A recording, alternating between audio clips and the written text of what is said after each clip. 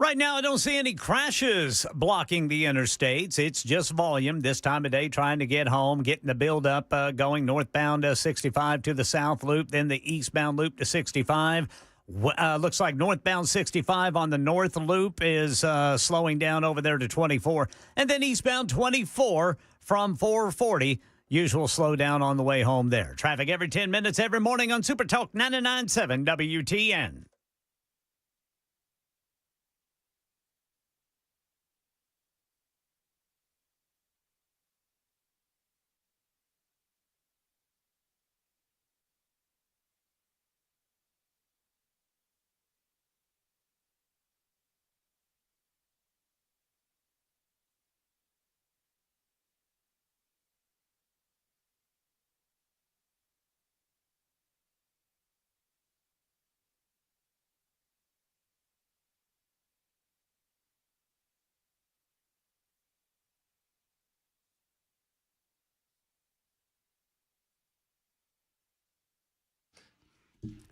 Are we going to have this conversation today? Is that what we're going to do? We're going to talk about pot? Is that what we're going to do? I don't think you guys are going to like it very much. But if you want to have the conversation, I'm willing to have that convo with you. I'm your Huckleberry. Hello, friends. My name is Matt Murphy, and this is the Matt Murphy radio portion of the broadcast day. It cranks up right around 3 o'clock, ends right about 7 o'clock in the evening, Monday through Friday. We thank you not only for your participation, not only for your listenership, not only for your friendship, but also for a direct line of communication. If you want to interact with the radio show, you are welcome to do so by calling us up at 615-737-9986, 615-737-9986. You can also hit us up on the super text line if you cannot wait on the phone lines. I prefer telephones. I love having that line of communication. I'm old school that way. Been doing this almost 26 years. Almost 26. Next year, hey, Ken Weaver. What's going on, Brother Murphy? What's happening with you? Nothing much, man. Just a Monday, writing up news and that sort of thing. Where you been the last couple of days? What you been doing? Man, I just been living the dream, man. Taking a little fat wiener dog out every 4 hours to do his business. That's nice. Every now and then, having a cold one. I might have, don't tell anybody downstairs. Okay. But I might have to bring Mrs. Beasley. Little Miss Beasley. To work with me Wednesday. Really? And I don't think that's allowed, but I'm going to do it anyway. Can she hang out back here with me? No, me. She will hang out with either of you two if I give you treats. Okay. She will do any. So I might have to Beasley sit because Mrs. Beasley has never, she's like 6 years old. She's never been by herself. Oh. She's always had a dog or a human with her. Right. And Munson has to go to the big boy vet to get his 6-month checkup for cancer. Right. And that's going to take a while. And that happens at 2. Okay. And so unless we figure something else out, it's Murphy and Mrs. Beasley, or Mrs. Beasley and Murphy, or Mrs. Beasley, Ken Jackson, and Murphy. Anyway, Ms. Beasley will be here on Wednesday. But she's very good. She's very small. She's very quiet. I can't wait. I'm kind of excited about it, too. Although I don't want anybody to I shouldn't be talking about this because now somebody's going to find out about it, come up. New suit's going to walk up to me tomorrow and go, dude, you can't bring your dog here. Yeah. And he's going to put the kibosh on that. And I will, and then I'm going to have to say it's an emotional support dog, and I'm going to have to do all of that lying, and that's no fun for anybody. But we'll see. We'll find out together. I also, I'm very excited about this week. It should be a fun week. We got a lot going on. I mean, it doesn't feel like we have a summertime anymore. I know it's the middle of August, but man, oh man, there's so much happening. Donald Trump is attempting to clean up Washington, D.C., and Donald Trump has now mentally affected liberals where he takes an action specifically to stop crime, and their initial response is to say, no! Yeah. Don't stop crime! What? What in God's name's wrong with you people? He doesn't have the authority. Yeah, he does. Yeah, he does. Yeah, but we don't like it. I've got some audio of them, like, chanting outside of, I don't know if it's outside of the White House or where, but it's somewhere in Washington, D.C. It's like, hey, hey, ho, ho, we love crime. It will not go, or something. I mean, it's just stupid. Just dumb. But we got that to talk about. We are going to talk to Knox County Mayor Glenn Jacobs at 4:05 this afternoon. There was some conversation about Glenn this morning on Nashville's Morning News in conjunction with a conversation that Dan Mandis had with Tim Burchett. And if you don't know that conversation was about Glenn Jacobs, I don't think you're listening hard enough because does anybody else feel bad for John Rose that we're talking about who Marcia is going to appoint to be her replacement for the United States Senate, and we're a year out before the people are going to vote in the primary on that election? I mean, a little bad, but, I mean, the numbers don't lie, and I know the election's not held today, but were the election held today, obviously, John would just get destroyed by Marcia. And I know that a lot of you don't like Marcia, but I'm telling you, you're in the minority in this state. And that's a name ID issue singularly. But so I know that we are being wildly premature when we talk about replacements and how all of that will work. But I know how all of that will work because I've done a certain level of the research, and I will attempt to explain it to you at some point over the course of the afternoon. Tim Burchett, answered the question directly of Dan Mandis this morning, said, yeah, I mean, he would be honored to accept that responsibility as a United States Senator from the state of Tennessee, should it come his way. Speaking of politics, the liberals are going more and more and more and more crazy, and they're really saying the quiet part out loud nowadays. We will discuss, I don't know if y'all saw former Texas Congressman Beto O'Rourke over the weekend. Oh, Beto. Did you see Beto? No, I didn't. But did he have his sleeves rolled up? He had his sleeves rolled up. Beto O'Rourke. Have y'all ever seen that deal at the car dealership? Not the big pink monkeys. They have car dealerships Jackson. By the way, I haven't said hello to you yet today. Hey, buddy. What's going on, Jackson? How are you? I'm good. Where you been the last couple of days? Well, we had the weekend. Yeah. Oh, that's right. That's correct. And then Friday, I was hanging out with 3HL. Remember, I came in for the last segment you were here for? I remember you did that. You pitched to the news, I think. Yeah. Let's do it right now. I love it. I absolutely love it. So, hello. Hi. Hope your weekend went well. How was your weekend? It was pretty good. I'll tell you. I've got a little weekend story for y'all. Fair to partly cloudy? We're gonna have story time, and if you're ever not the erstwhile producer of this show, I'll get you to put. You know what? I want you to go ahead and find Leave It to Beaver. You know what that is? That's not one of your dirty movies from college, pal. That is a fine black and white television program from back in the day with Jerry Mathers as the Beaver. Yes, that theme song is the theme song for Storytime with Matt. We're going to have Storytime with Matt later. Excellent. Because I got a story to tell you guys. So before we do that, though, what was I talking about? Oh, yeah. So Tim Burchett obviously wants this. Then, Beto O'Rourke. So the car dealerships back in the 1990s, they, for some reason, started putting big inflatable monkeys in front of the car dealerships. And they thought that would be the way to go. Well, that graduated to, the wavy arm guys? Ken, you know what I'm talking about? The wavy arm guys? Yes. The blow-up wavy arm guys? That's Beto O'Rourke. Watch a video of Beto standing on stage giving a speech. He's the wavy arm. I can't do it because my shoulders hurt, but And if I ever have the opportunity to vote in an election where Beto O'Rourke is a candidate, I'm going to vote for the wavy arm guy. I'm going to write in wavy arm guy because I believe sincerely that piece of plastic with air blowing through it, waving its little magic arms with its little googly eyes in front of the car dealership has more sense than Beto O'Rourke. I mean that sincerely. So, no, he is announcing that when Democrats take back over the Congress, they need to amnestize every illegal alien in the United States of America and reopen our borders. That's what he said. Wow. Like that. Please, for the love, please, if you are a Democrat and you're listening to me, Afton Bain is obsessed with this show. Afton, run on that platform, please. Would you please run on that platform?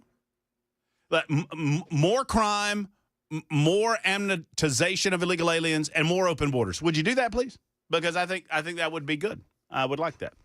But before we get into any of that, does anyone remember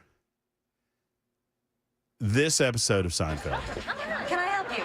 Name, please. Seinfeld, you made a reservation for a mid-size, and she's a small. I'm kidding around, of course. Yes. Okay, let's see here. 66 years old? Yeah, well, he's in perfect health. He works out. He's vibrant. You'd really like him. Why do people always say that? I hate everybody. Why would I like him? So what do you think? Could you go out with a 66-year-old woman? Well, I'll tell you, she would have to be really vibrant. So vibrant, she'd be spinning. All right, here we go. Oh, I'm sorry. We have no midsize available at the moment. I don't understand. I made a reservation. Do you have my reservation? Yes, we do. Unfortunately, we ran out of cars. But the reservation keeps the car here. Right.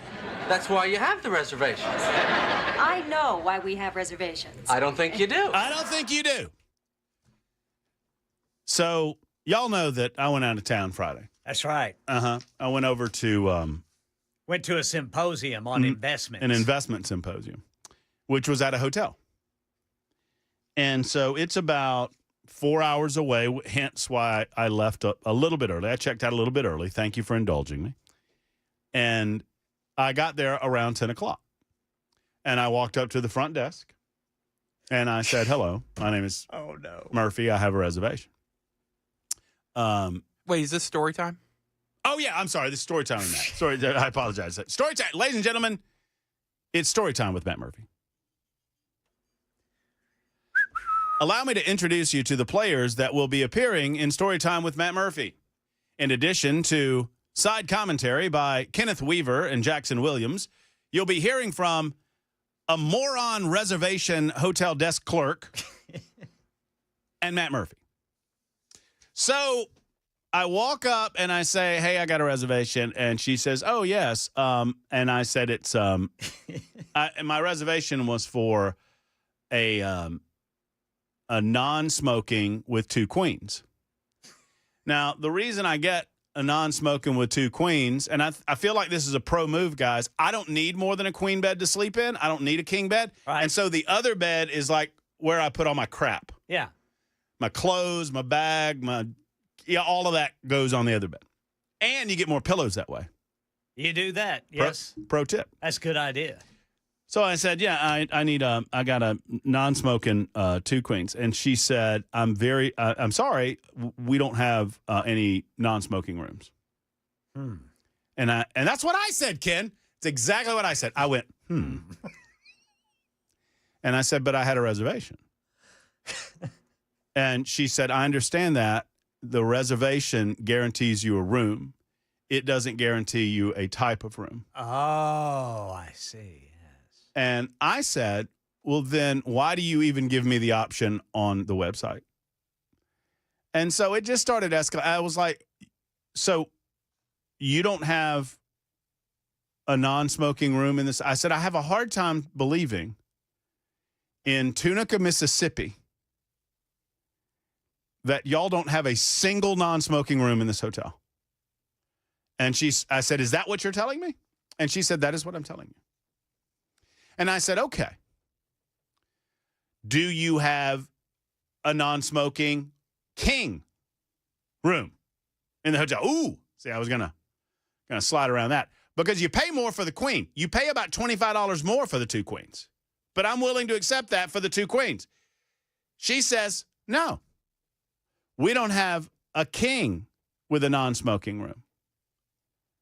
And I said, but... So I'm trying to keep calm because I know getting angry is not going to help me in this situation. So I said, but what about my asthma? Huh? You played the asthma card. And you know what she said? I'm so sorry to hear that. That was it. So the reservation meant nothing. The fact that I had, and I know, and I said, listen, I know that y'all overbook. I understand that. But is there no upgrade that you cannot offer me right now? I said, I'm willing to pay for it. Do you have some sort of suite or some other thing available that isn't just a cloud of filthy, nasty? I smoked for 17 years. I have no interest in smoking tonight. And she said, I'm sorry that I don't have anything. And I said, so you're telling me, I'm still trying to work this out. I'm still hopeful I can work it out. I said, so you're telling me that at 10:15 on a Friday night, My two options are to stay in a stinky, nasty, smoking room or not stay in your hotel. And woman looked me right in the eye and said, yes, sir. That's what I'm telling you.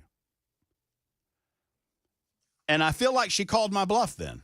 Because what I should have been willing to do, what should I have been willing to do, Jackson? Fall on the floor with an asthma attack. That's even better than my idea, which was to pick up my crap and walk out. You took the smoking room, didn't you, bud? It was busy. There was a symposium. You know what there was? So I found out why all the rooms were filled. So I take the damn smoking room, and I don't like it. Does it smell bad in there? I go up there, and it stinks, and it smells like stale cigarettes. And even when I smoked, I didn't take smoking rooms. I would take non-smoking rooms and just smoke in them. And get charged for it. No, I didn't actually do that. That just makes for a good story. So I went back downstairs to the gift shop, thankfully still open, and I talked to the lovely lady down there, and I said, what do you have in this place that I can purchase that will de-stink a smoking room? And she gave me a look. And I said, why do I feel like that I'm not the first person to walk in here and ask that? She said, there's been a lot of angry people tonight. I said, really? And she said, yes. And I said, why is that? Apparently, I do not hate Democrats enough. Because the Mississippi State Democrat Party was holding their own convention at the hotel this past weekend. And they had taken up all the non-smoking rooms. I'm going to chalk this one up as a win for the liberals. You know, the liberals don't get over on me very much, Jackson, but I think they did this weekend. They won this one. I think they won that one. This was like nincompoops on Friday. Because, I mean, already, and if you've been to a casino at any point in the last whatever, they do a pretty good job. And some casinos have actually gravitated toward making portions of the casino, or even some entire casinos are non-smoking now. But for the most part, you can suck on those cancer sticks all you want. You sit in that slot machine. They just want your money. And so you're already getting stinky when you're walking through the casino anyway. And now I got all stinky inside of the room. But I got she sold me two $6 miniature canisters of Lysol. No candles? I didn't even think about candles. Oh my God, where were you? I didn't even think about candles. Trust me. It didn't even occur to me to ask her if she had a $28 candle. It would have been It would have been expensive. a $28 candle. No, I'm talking about a travel-size container of Lysol. Look, this is probably the hotel calling right now. No, it's not. Sorry, I had my phone on. It's Always Sunny in Philadelphia. No, is your ringtone? no, it's Curb Your Enthusiasm. Yeah, that's what it is. I feel like fault. Larry David more than you can possibly imagine in my life. That's what was playing as you trudged And that's up exactly to the, right. to the No, smoking so I feel like Jerry room. and I feel like I'm in that episode of Jerry Seinfeld where I'm like, oh, you took the reservation. You agreed. You charged me extra for the queen size beds. You charged me for a non-smoking room. And I said, well, can you at least give me a discount of some sort? This is before I left and accepted the smoking. I said, I'm not looking for a discount, but I would think at this point you're willing to give me a discount. She said, I can't do that, sir. I said, you can't. She said, you can talk to my supervisor. And the supervisor came over. And I had this entire conversation again with the supervisor. And then she says she can't give me a discount. I said, well, then what are you supervising? What good are you? She's no good.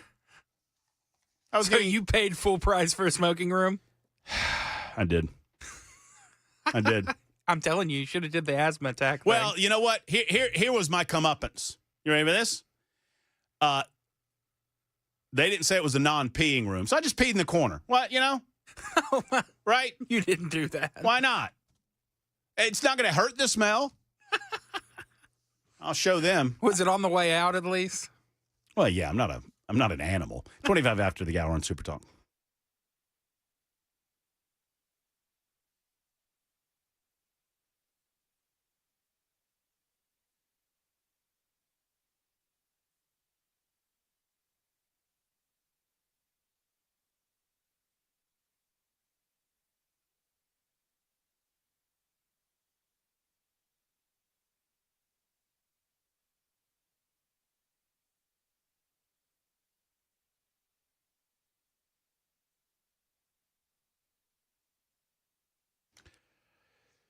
Friends, I tell you all the time to go where the pros go when it comes to your lawn, your landscaping. You want to gravitate to where the professionals that get paid to do their lawn go, right? I mean, that's kind of a hot tip, right? If they're going there, you know that this is a wonderful spot. Dickens Turf and Landscape Supply is your local source for fertilizer, weed control, insecticide, lawn equipment, and information. And I think the last thing I said there's the most valuable thing. I mean, obviously, they're beating the big box store prices on all the products that I just mentioned to you. Weed control and fertilizer and anything you need for the lawn, or, if you need a piece of equipment, they're beating the price. But the level of information that they have to help you out with your lawn is incredible. Seasoned pros go there. And as a homeowner seeking advice, you need to go as well. Well, they're your one-stop local shop for all things parts, products, and supplies and information. Go where the pros go. Here are the locations. There's 7 of them: Nashville, Bellevue, Murfreesboro, Brentwood, Mower, Hendersonville, Mount Juliet, and Franklin. It is the incredible Dickens Turf and Landscape Supply, online at dickenssupply.com.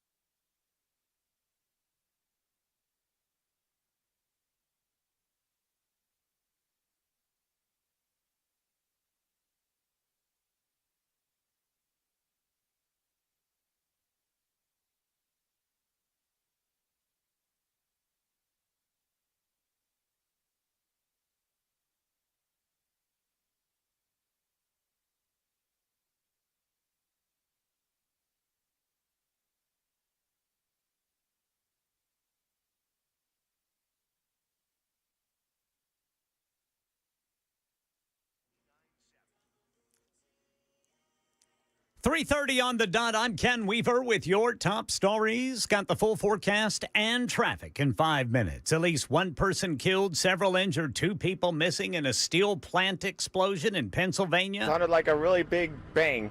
At first you don't think of nothing because they thought it was the train cars because I live right there as the tracks. Yeah, rescue crews there at the U.S. Steel plant in Clairton. Mayor Richard Lantanzi. My message to the public is just pray for these people and their family. There's no time there to be pointing fingers and all that.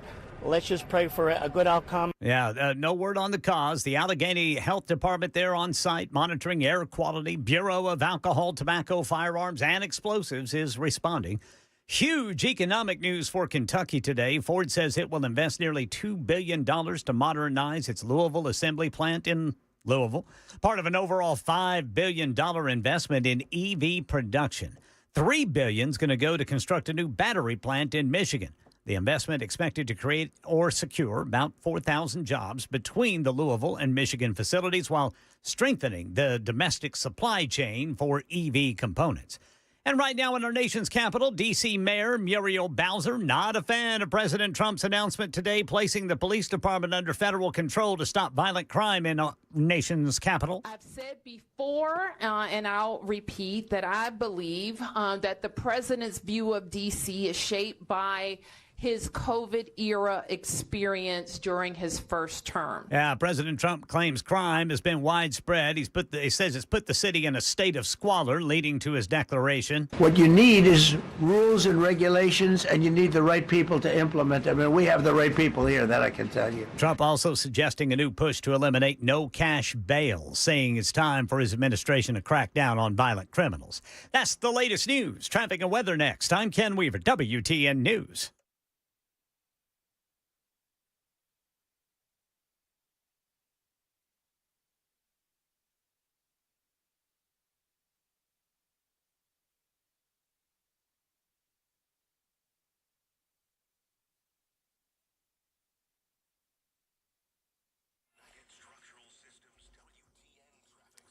All right, we picked up a crash over on the West End. It'll be 440 westbound there at West End Avenue, exit 1. Other than that, just the usual stop and go, brake tapping going on, trying to get home.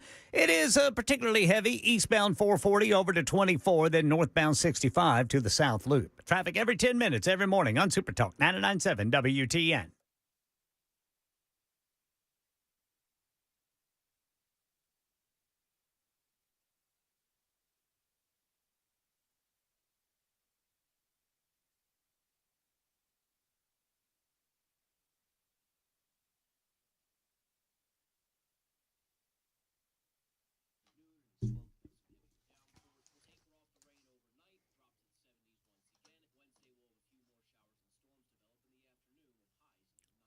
Hello, friends. Matt Murphy for Grace Point Healthcare. Affordable, convenient, and comprehensive medicine delivered the old-fashioned way. What does that mean? That means that nothing gets in the way between your relationship with your physician at Grace Point Healthcare, to include pharmaceutical companies and insurance companies. It's why they present themselves in a direct pay format. That means you pay the doctor's office, and then you can apply to your insurance company for reimbursement. That's the way that it ought to be, folks, because you know upfront exactly what things are costing you, whether you're paying on your own or you're going through your insurance on the back end. Secondarily, never will an insurance company tell the doctors the right plan of action for you. This is important for me in my doctor-patient relationship, which is why I rely on Grace Point, which is why I believe you should as well. 599-6868 is the number, 599-6868, or stop by in Franklin, located in the heart of Franklin. They treat naturally whenever possible. They're a military veteran-owned practice, which I absolutely love. It's Grace Point Healthcare, modern medicine delivered the old-fashioned way.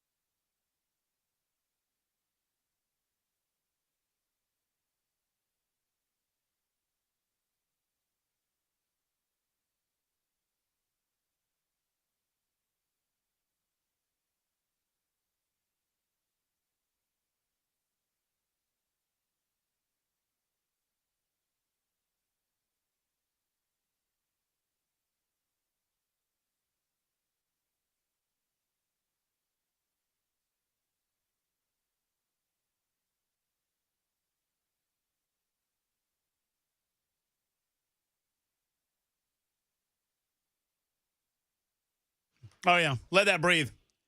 Kind of like that. Is that new? You just pulling from the old. I mean, I like it one way or the other. It feels new. It's probably not new.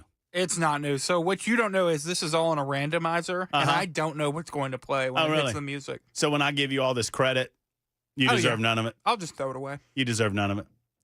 So when I criticize you, you don't deserve that either? No. Probably equals out. I'm just Switzerland. You're no Switzerland. I almost made a joke about Swiss cake rolls, but I didn't do it. Thank you. They're pretty good. Yeah, they are great.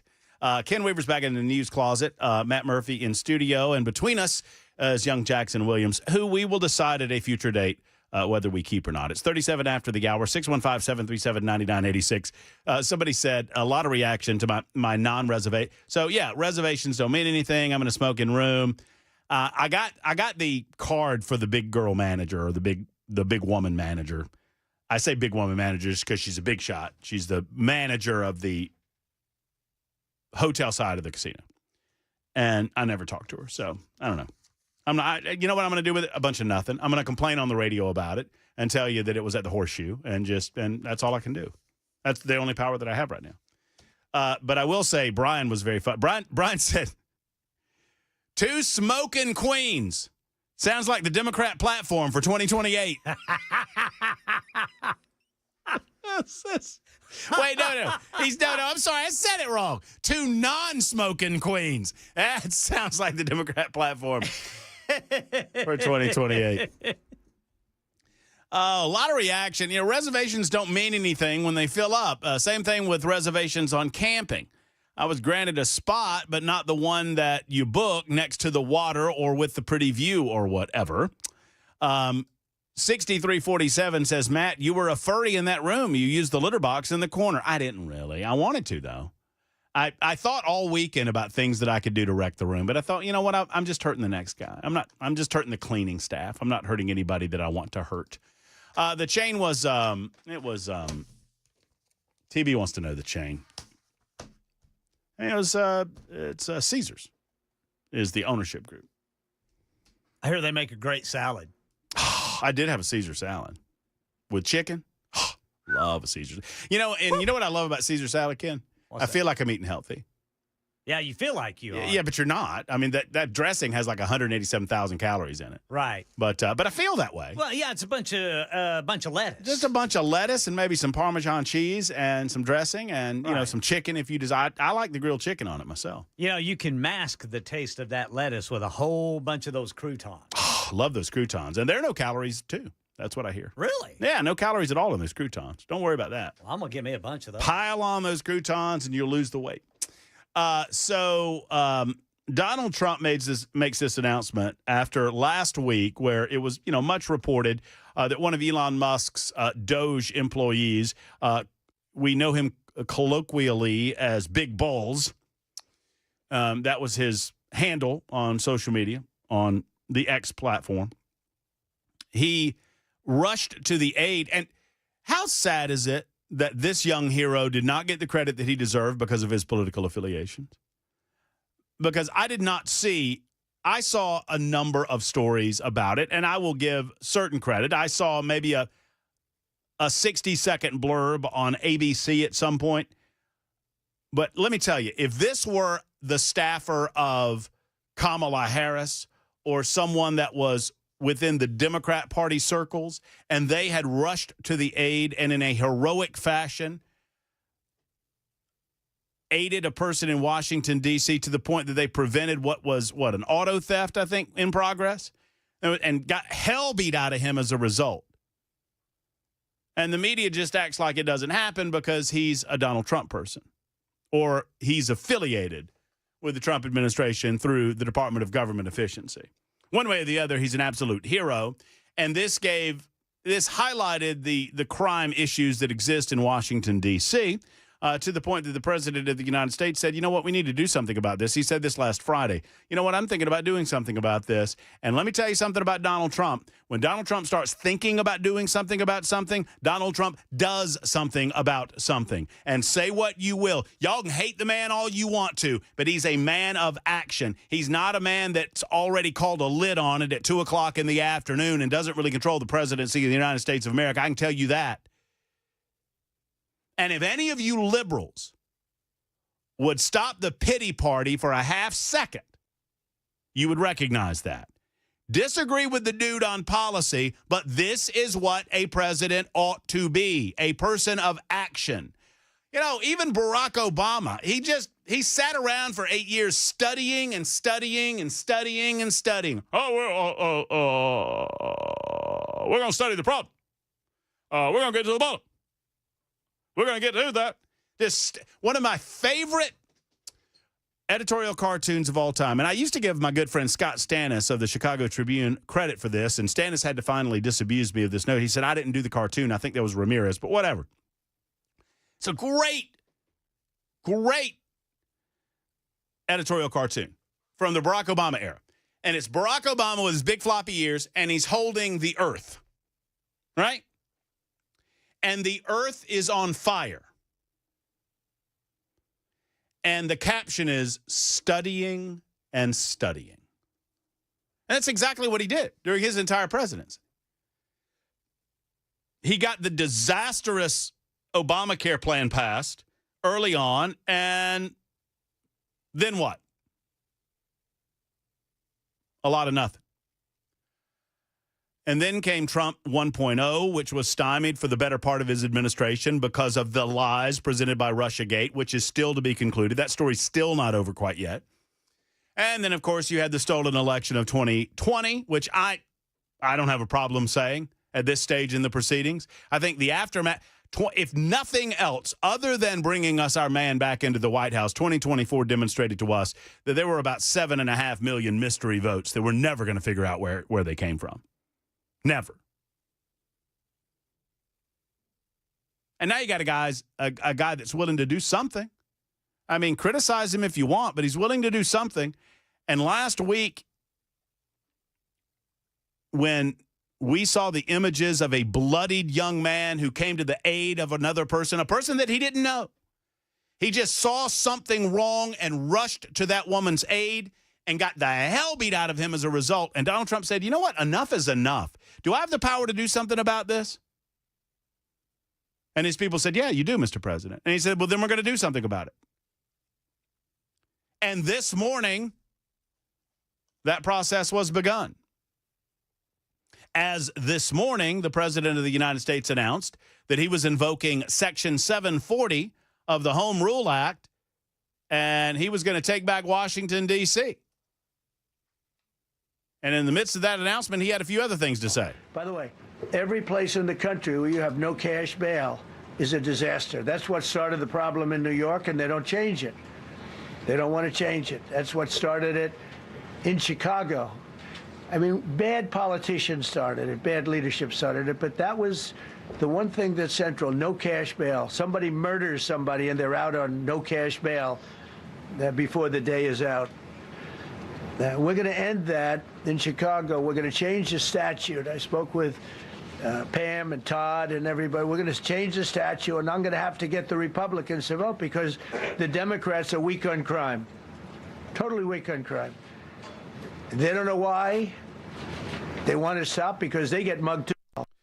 So Donald Trump says we're just getting started when it comes to things that we can do. Now, I want to make sure that we all understand what's going on in Washington, D.C., because the liberals' reaction, instead of saying, thank you, Mr. President, thank you, we've needed these resources, thank you, we need this leadership, thank you, for goodness sake, Muriel Bowser is a disaster as mayor of Washington, D.C. She's not doing what she ought to do. You clearly have the authority through the Home Rule Act of 1973. We appreciate your efforts here, sir. Instead of doing that, they're protesting the guy.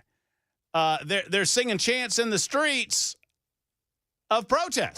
D.C. is our home. You can have it wrong. D.C. is our home. doesn't. It really doesn't go. I feel like they could have worked on this.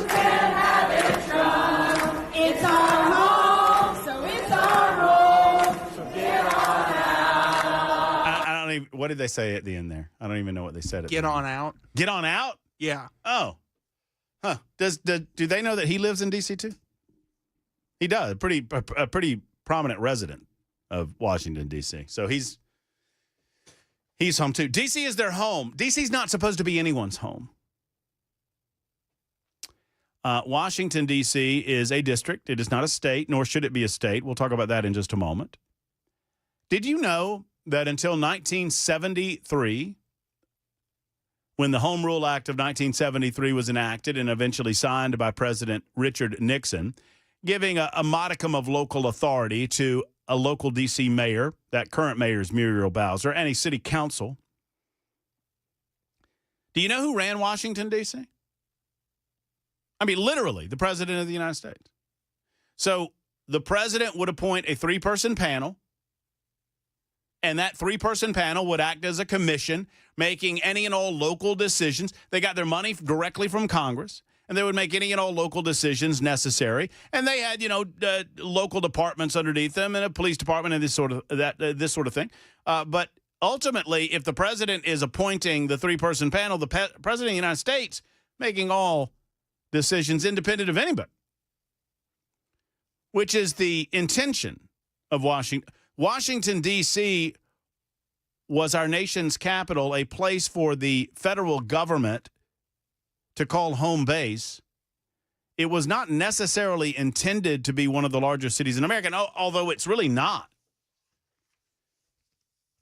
Bigger city, Nashville, Tennessee, or Washington, D.C.? I don't know. I actually don't know the answer. I know how big. I looked up how big Washington is.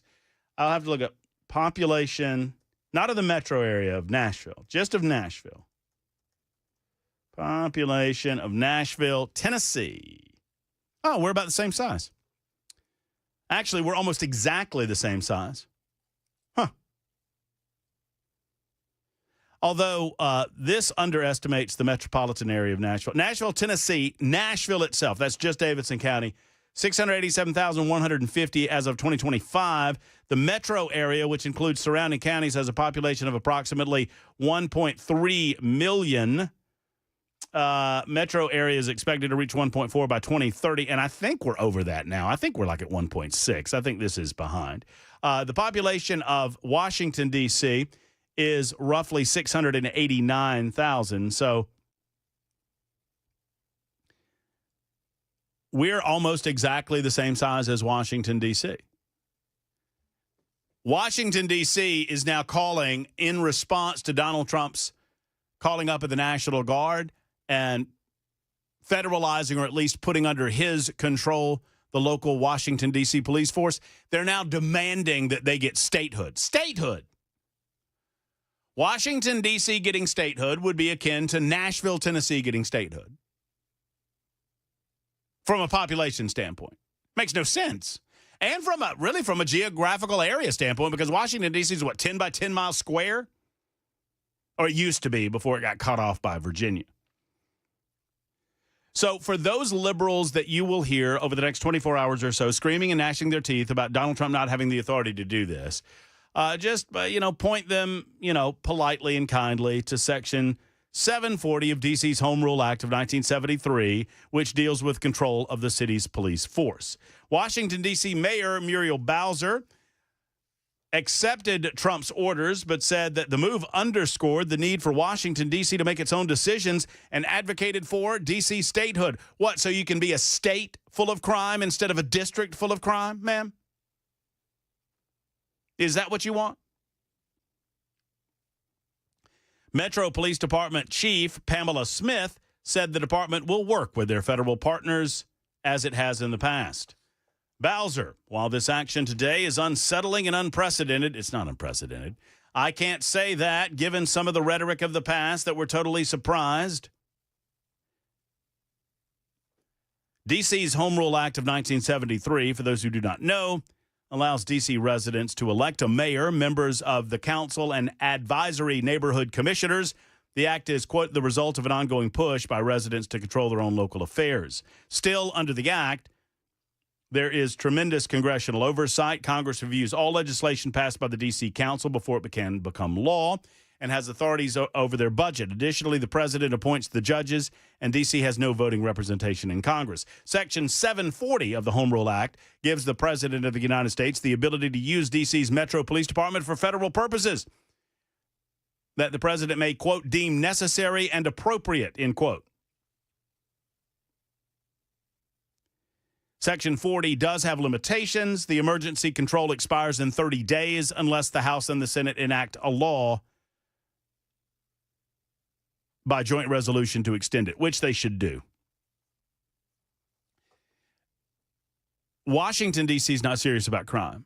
Donald Trump is going to get serious about crime. Now, that said, if you are in a major metropolitan area in the United States and you're listening to this show, whether in San Francisco or Chicago or New York or L.A. or Nashville, and you're looking for Trump to do the same in your area, I'm sorry, but you're on your own, and you should be, and you get what you deserve.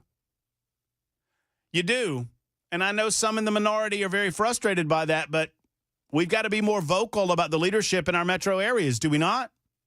I'll explain all of that coming up in a moment. Take your telephone calls as well on this Monday edition, 615-737-9986.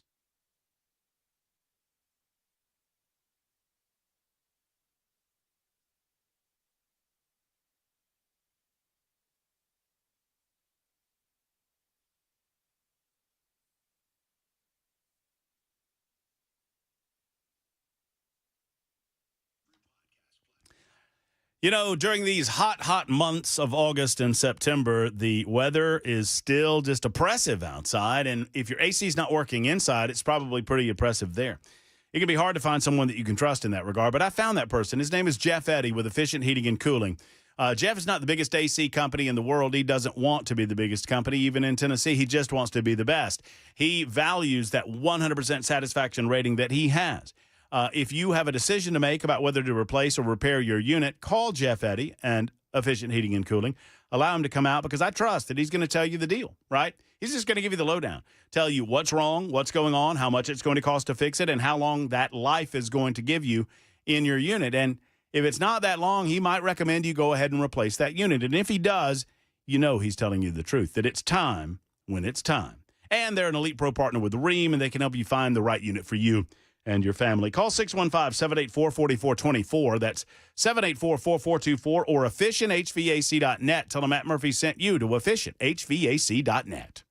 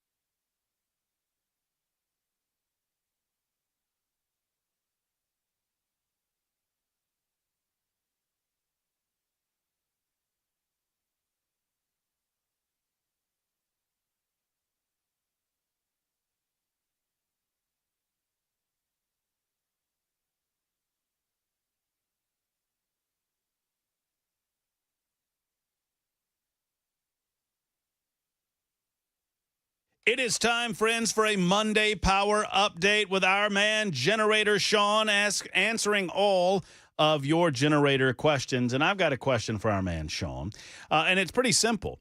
For those who aren't familiar with a home generator from Premier Generators, so if you get one installed, Sean, how quickly does a generator kick in after the power goes out? Your generator's going to come on in about 15 seconds, just long enough for you to realize the power's out. Then it's back on. Live as normal. Do what you normally do. That kind of reliability brings real peace of mind. You know, I've seen this for myself from Sean himself. I went out to a site just last week and watched the install of one of these home generators. And friends, you just need this in Middle Tennessee. Whether it's ice storms or a power outage due to a severe thunderstorm this time of year, Premier Generators is a lifesaver. 855-POWER is on. 855-PWR-ISON. 855-797-4766.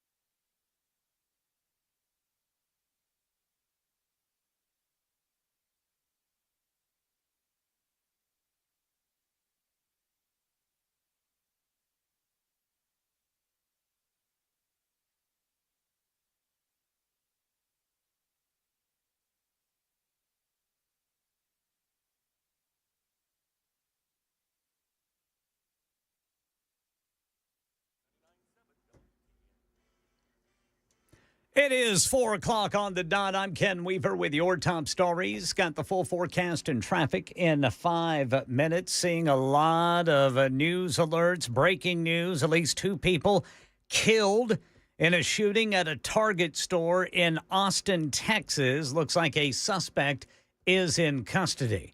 Meanwhile, here in Middle Tennessee, Spring Hill to be precise, police are looking for a suspect after a 17-year-old was shot to death at an apartment complex last night. Channel 4 talked to at least one resident of the Grand Reserve Apartments on Commonwealth Drive there in Spring Hill who says it's not a common occurrence there. It's unbelievable. It's shocking. It's like, oh, my God, this is a baby. And really in these apartments, like I said, I've been here a year, and we've never had a problem out here. Never really just seen the cops out here. So to say that happened right on the other side of the apartments is crazy. Investigators believe the shooter left the scene in a blue or dark-colored sedan with damage to the right front bumper. They are talking to witnesses to try to identify the suspect. And a lawsuit against a Williamson County school alleges a biological boy who identifies as a girl was allowed to participate in a girls-only sex education class. Channel 4's Courtney Allen reports it happened at Legacy Middle School at the end of last year. According to the lawsuit, the Family Life course was a required 2-day curriculum held in May of last school year. On the first day, a biological boy who identified as a girl was allowed in the all-girls class. The lawsuit says this made students, quote, uncomfortable with the presence of a boy while matters of the female reproductive system and reproductive health were being discussed. As a result, at least 13 girls refused to participate in the class on the second day, the complaint says. The complaint alleges the district and principal of the school broke state law by allowing the student in the class. Williamson County Schools told us that they do not comment on pending litigation. And we're learning more about that deadly steel plant explosion near Pittsburgh today. ABC's Jacqueline Lee. We know one person has died. 2 people are unaccounted for, and there are dozens and dozens of first responders on the scene. We also know that there are people in the hospital. Many have non-life-threatening injuries right now, but this is all evolving. Happened about 15 miles outside Pittsburgh in an area called Clairton. Big electric vehicle announcement from Ford Motor Company today impacting Kentucky and Michigan. Ford is dedicating approximately $2 billion to modernize its EV Louisville assembly plant and an additional $3 billion to construct a new battery plant in Michigan, creating at least 4,000 jobs between the 2 locations. It's a move, Ford says, to lower the price point for EVs. They're going to build a new affordable model electric pickup truck. It's going to be 4-door, starting at $30,000. Looks like construction will start on that in 2027, or I should say production. That's the latest news. Traffic and weather next. I'm Ken Weaver, WTN News.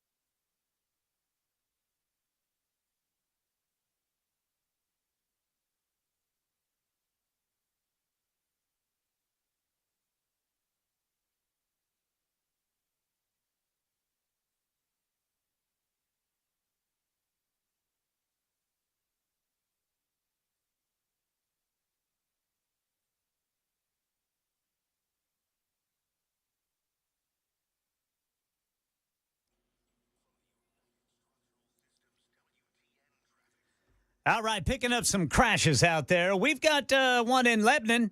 It is on I-40 westbound right there at 840. Police reporting that one. Then Brentwood got a crash reported by police, 65 northbound at Old Hickory Boulevard. Traffic every 10 minutes every morning on Super Talk 99.7 WTN.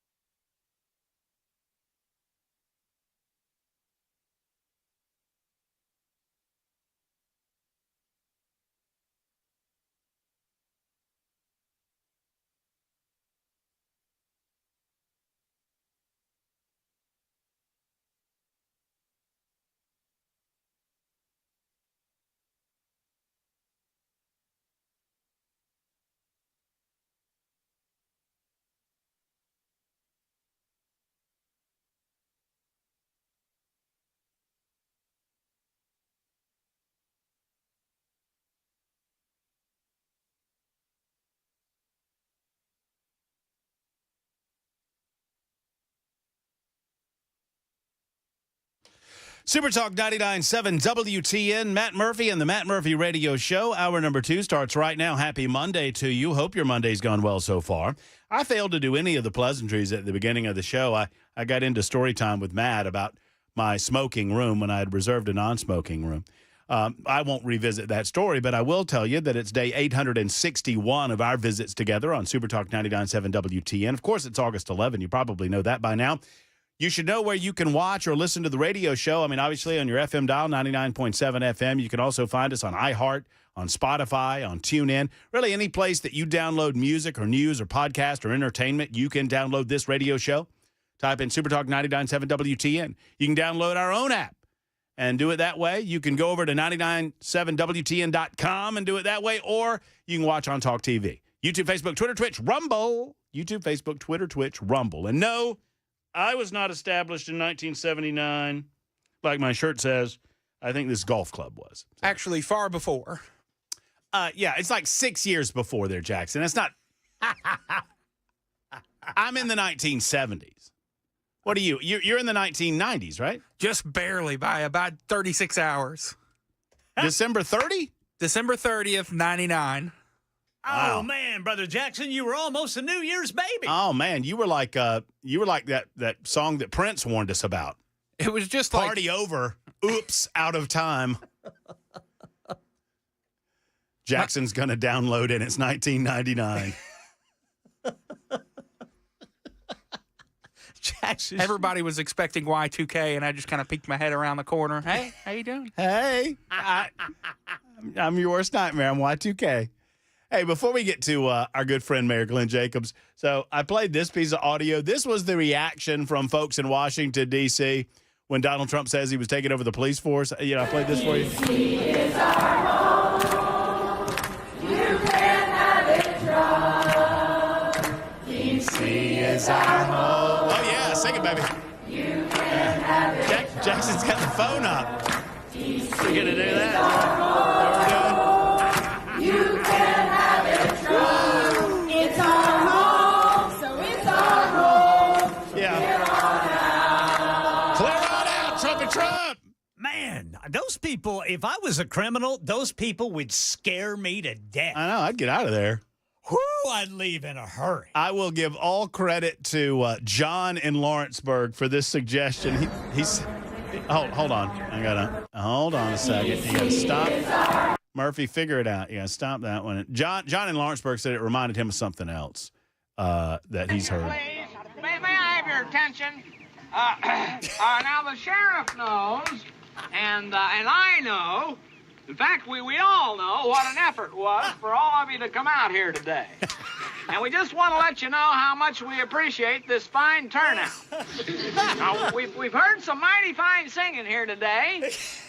And say that, why don't we just sing another song? Let's try it. Row, row, row your boat. Now, first section, this is the second section, this is the third section. Now, don't come in till I give you the signal. All right, here we go. Now, row, row, row your boat gently down the stream. Merrily, merrily, merrily, merrily. You're not coming in, girls. Let's go now. Row, row, row your boat gently down the stream. Merrily, merrily, merrily. We will not row me. We will not sing. We will not sing. We will not sing. We will not sing. We will not sing. We will not sing. That's when Andy was going to find the still. Yes. We've heard some mighty fine singing out here today. Row. Good Lord. Those people. Oh, my goodness. Before we have any more fun, let's bring in Mayor Glenn Jacobs. He's probably wondering what the heck he's getting himself into. Oh, he already knows. We've had him on plenty of times. Knox County Mayor Glenn Jacobs joins us on the Murphy Show hotline to talk about a variety of different things. Hey, Glenn, how are you, man? Hey, Matt, what are you trying to say? I'm not any fun? You're like, before we have too much fun, let's bring on this guy. When the 7-foot guy walks in the room, all fun having stops until he says that we can continue. Well, you guys sound like you're having a lot of fun today, actually. Oh, my goodness gracious. Well, I mean, just the lunacy of the whole thing, right? Well, he's put, yeah. I mean, so let's talk about our man first, because I mean, he's put up with enough of this crime and homelessness and nonsense in D.C. He is well within his authority. Even the leftist in the mainstream media are willing to admit that. The amazing thing, the reaction on the part of the liberals in D.C. is, no, you will not stop the crime and the homelessness and the muggings and the murders. No, we want it the way that we've always had it. It's just ridiculous. Yeah, you know, and the thing that strikes me is like, you know, obviously every place has their problems, but you don't see this happening in, say, Knox County, Tennessee, or some other even larger areas where you have Republican or at least, you know, sane Democrats running things. You just see it in these crazy places where the liberal Democrats have taken over and just turned their, you know, just turned beautiful cities into what they are now. And that's incredibly sad and unfortunate. As you said, then they turn out and say, oh, you know, there's nothing to see here, move along. Meanwhile, you know, they have some serious problems, and the optics are more important than actually solving the problems. It's unbelievable. Well, we certainly have a problem solver in Washington, D.C. now, and it's good to see that. I mean, it feels like he really identified that problem last week when that young Doge employee heroically tried to stop a mugging and a carjacking and was beaten to an inch of his life. Trump said, you know what, I've had enough of this, and we're going to put a stop to it. I do not believe, Glenn, look, I'm a Federalist. I believe in states' rights. There are some that are already saying, hey, if he can do this in D.C., why not in Nashville or why not in San Francisco? And I just – that's up to the states, and I just have to kind of draw a line. Do you do the same? Yeah, I'm the same. Now the difference though is D.C. is the federal district, right? In Congress, 100%. Congress they have a lot more authority there than they would otherwise. And then of course you have, I guess, he's utilizing under a 1973 law that allows the federal government to do this. But you can't do it other places because obviously you have, you have checks and balances between the states, the localities, and the federal government. But again, in Tennessee, we're just, this is not even going to be an issue here.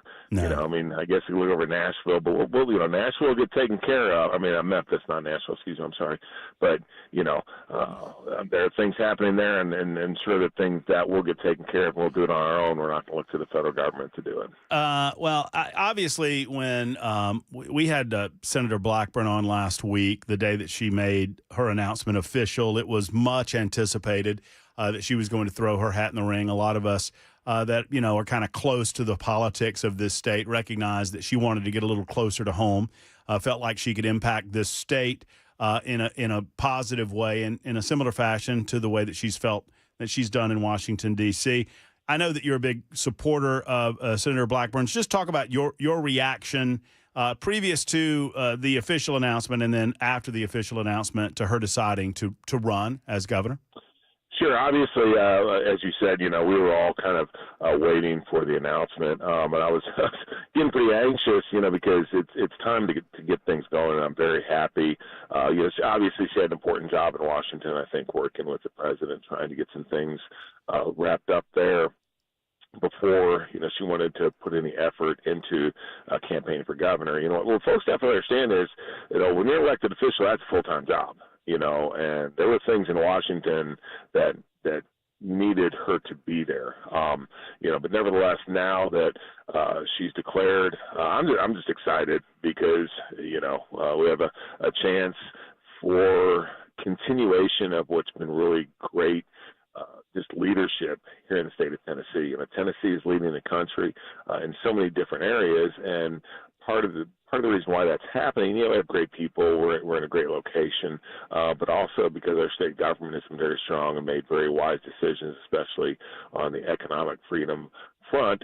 She was a huge part of that. She was one of the people that fought against the income tax, led against not having an income tax here in Tennessee, and we're benefiting from that today. So I'm very excited about her run and supporting her. Do you expect that you over the next year will be kind of a voice for her run for governor? Do you?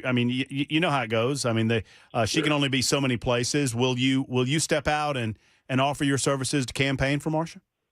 Sure, I'm absolutely happy to do that. One of the most impressive things about the rollout announcement was, just the support from elected officials all across the state was just incredibly impressive. So, yeah, more than happy to help in any way they need me, but I don't think they're going to have to look too far because there's a lot of people that will be helping. Well, Glenn, I've met you a few times. I consider you a friend. You're so different than your character that you're so well known for on the WWE stage. You're very unassuming. You're a very humble guy. You're a huge man, but you're very humble. But your name was being thrown around for this. Your name came up time and time again as a possibility for governor of the state of Tennessee. You made it clear many months ago. It was like, listen, if my good friend Senator Marsha Blackburn runs, I'm not going to. But that doesn't necessarily mean that you don't have a role to play in all of this. Would you consider, should Marsha get elected, would you consider an appointment to the United States Senate? Well, that's very premature because she hasn't been elected and she's only been in the campaign now for about 5 days. Well, that's my job, though, Glenn. And my job is I know. But as I said, elected officials, I have a full-time job as mayor of Knox County, and elected officials, like Marsha as well, we're pretty busy doing our job as well. So that's, obviously that's a speculation that the media and the political folks, automatically boom. But for me, I seriously, I'm just concentrating on doing that because, look, if I decide to stay in politics, my calling card is always going to be what happened here in Knox County, and I want to make sure I finish strong on that. So is it fair to say it's something that you haven't considered and probably wouldn't until we get closer to that time? Yeah, and I think that should be true of anybody. There's just a lot that goes into a decision like that on both sides. So, we don't even know exactly what's happening anywhere yet. It's just getting the campaign going. So that's what I want to concentrate on and helping with. Our guest is Knox County Mayor Glenn Jacobs, talking to him about a number of issues, to include Senator Marsha Blackburn's announcement. I want to turn back to D.C. for a moment, and in the setup in doing so, it's something that Donald Trump mentioned regarding a Schedule I narcotic. And I just want to ask you, because a lot of times when we talk about you or your name comes up, you get classified in a lot of different ways. I mean, people talk about you as a Republican or a conservative. Other people, I think, maybe more accurately say, well, he's more of a libertarian-leaning conservative. How would you characterize yourself politically, Glenn? It would be like a conservatarian. Is for a label, it'd be someone. Obviously, I put a huge value on individual liberty and free markets. At the same time, my own personal opinion on social issues is I'm a pretty conservative person when it comes to that. But I think that too. Within the Republican Party, you kind of see with just with some of the changes, even with Donald Trump now, you see more of a liberty streak within the Republican Party certainly than you did 20 years ago. So I consider myself a Republican with very strong liberty leanings, I guess. Do you see value in what the president announced today regarding marijuana, that it perhaps we should take a look at this? I mean, I understand we've got a lot of conservatives that don't want to see recreational in the state. That's fine, and I respect that. But many of us that have studied the issue, myself included, would suggest that lumping it in with the heroines of the world and the fentanyls of the world as a Schedule I is fairly ridiculous, in my opinion. Do you welcome a relook at that? The president said that he's going to look at that and maybe have a future announcement for us in the next several days or weeks. Yeah, I don't think there's anything wrong with hurting it. I think ultimately, depending on what the president does, though, that it really is a state issue, and that's where those things should be settled. But certainly, I think that looking never hurts, and reevaluating whatever data and evidence comes before you is always a good thing, and something, Frank, that we should do continually, and not just with this issue, with many others as well. Have y'all gotten the news over in Knox County about this big tunnel we got coming in, B&A to downtown? Have you seen this? A little bit. I haven't, not that read in, but a little bit, yeah. That's free market at its best, in my opinion. There you go. Yes, absolutely, man. If you can get someone to build tunnels for you, that's the way to go. For free? That's right. For no money? Exactly. Yeah, I kind of like that. But the big question is, can Glenn Jacobs fit inside of any model Tesla? What do you think? Well, yeah, I can. Oh, wow. The Cybertruck is an amazing vehicle. Well, maybe we can get you in a Tesla and get you in that tunnel, yes. Glenn. Yes, yeah. No, actually, I'll have an announcement pretty soon about a Cybertruck. I might come on your show and make it I'll shoot you some stuff about something. Okay? Man, I'd love to hear it. Let's do it. All right. Next time we'll do it. Okay.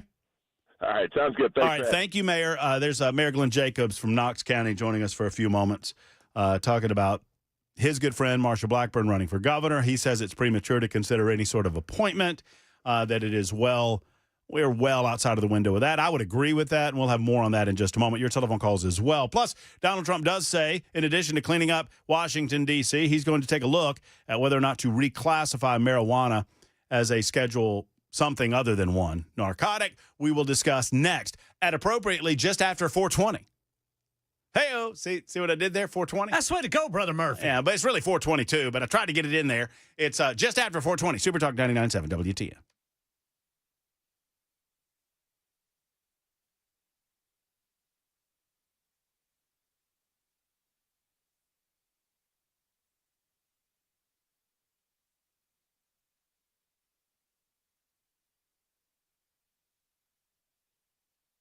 Hello, friends. Matt Murphy, USS, comes to your house when you call them. They don't come to your house just randomly and knock on your doors. They come to your house when you call them. And you get problem solvers at your door that offer peace of mind. What does that mean? Well, if you've noticed signs and you want to just pretend that they don't exist, signs like windows sticking, doors sticking, maybe a moldy or mildewy smell, perhaps you've noticed a floor or two buckling, you need to get some answers about that. And you get your answers from United Structural Systems. It is what they do. Foundation repair, waterproofing repair, concrete leveling. You've just heard it. What they do. And they are better at what they do than anyone else in Middle Tennessee and beyond. At USS, they come out, they identify issues, they tell you what it's going to cost to fix those issues, and they go about fixing those issues. And they have 30,000 satisfied customers to offer testimony to the way that they do the job. Peace of mind, they guarantee it, and they can create a solid foundation for you and your family through your home at USS. 615-488-7855, 488-7855 for United Structural Systems.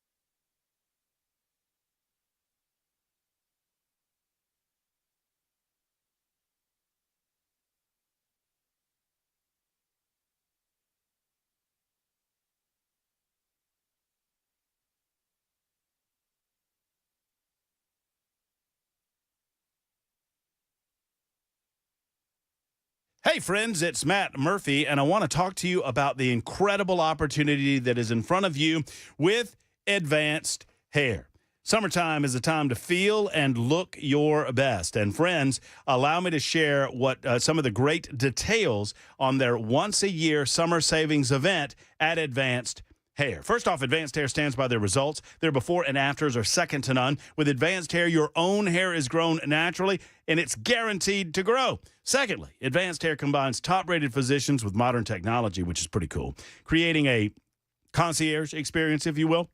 It's impossible to find anywhere else. And lastly, they have their advanced FUE regrowing procedure. Regrowing your own natural hair the very next day. It's quick, it's easy, and it works. If you have a flexible schedule for the rest of the summer, your special savings opportunity is here. Advanced Hair's special savings event will get you the most hair for your dollar. It's their best offer ever. For details and to schedule your free consultation, make the call that so many others have made. Don't live like this, man. Let's make the call. 629-348-HAIR. 629-348-HAIR or online at advancedhair.com.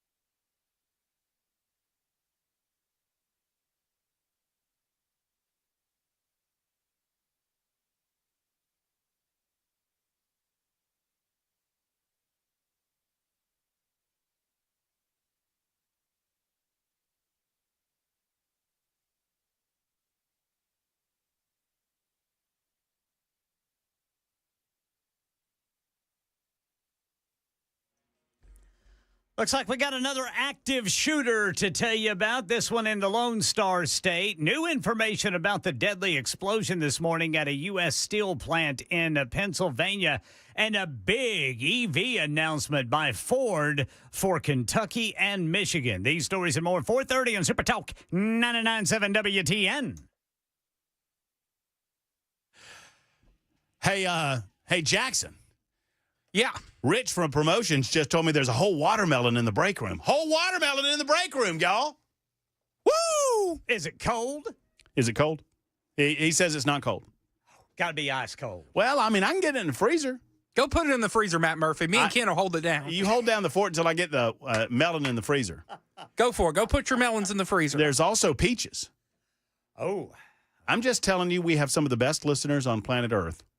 Oh, peaches. And we're now getting fresh peaches and a delicious whole watermelon. Yes, sir. In the break room.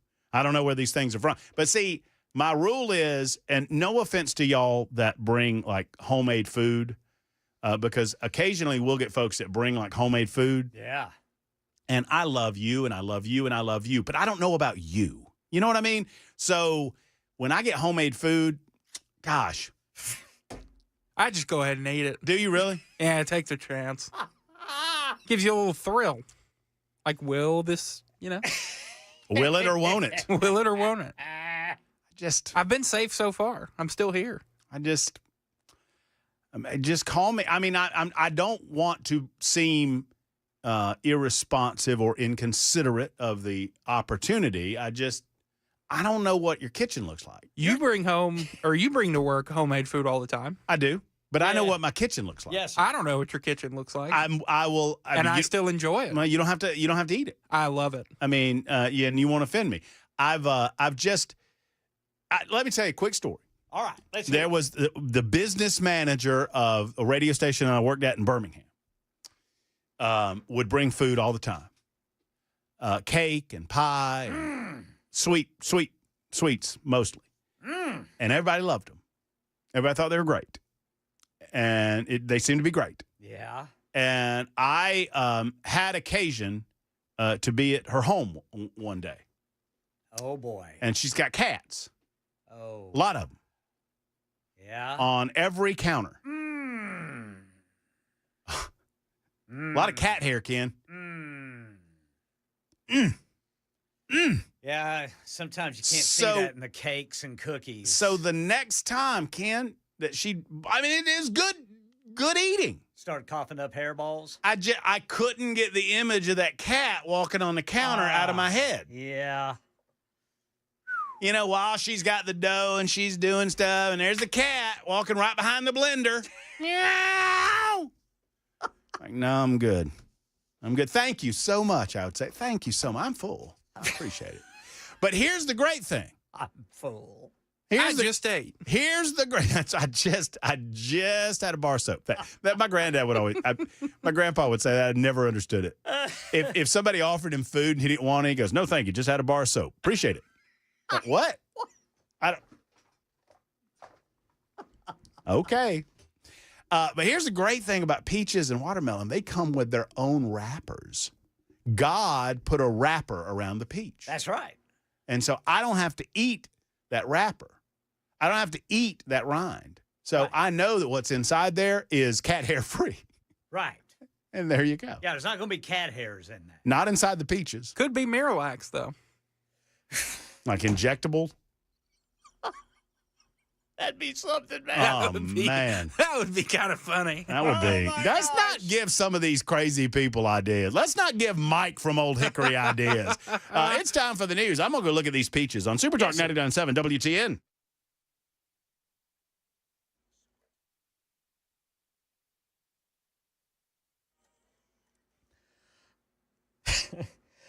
I'm Ken Weaver with your top stories. We've got the full forecast and traffic coming up in 5 minutes. Right now in Texas, an active shooter at a Target store. Austin police say 2 victims are dead in the shooting, and a suspect has now been detained. It's unclear what led up to the shooting. Early dispatch audio said the suspect got away in a Waymo autonomous vehicle. He was wearing a Hawaiian shirt, tan shorts, and a fanny pack. 5 people were reportedly shot in total in the parking lot at the Target store. That's Alex Stone reporting from Austin, Texas.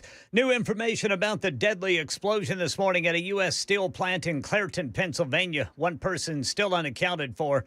Assistant Police Superintendent Victor Joseph. There is 1 deceased as of right now, and now a total of 10 injured.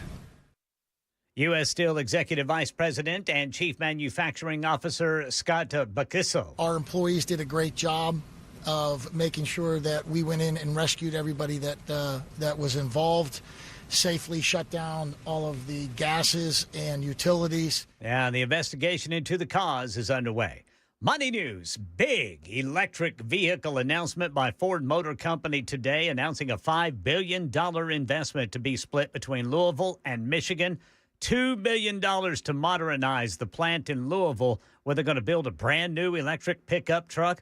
They say it could be about $30,000 once they get it done. That'd be cheap, considering the cost of electric vehicles out there today. Governor Andy Beshear, he was happy about it. This cutting-edge platform will be the foundation for the next generation of vehicles. The best part is these vehicles will be affordable. They're going to help so many American families keep more money in their pockets for groceries, medicine, school supplies, and yes, even that family vacation. Ford is committing $3 billion to build a new battery plant in Michigan. That's the latest news. Traffic and weather next. I'm Ken Weaver, WTN News.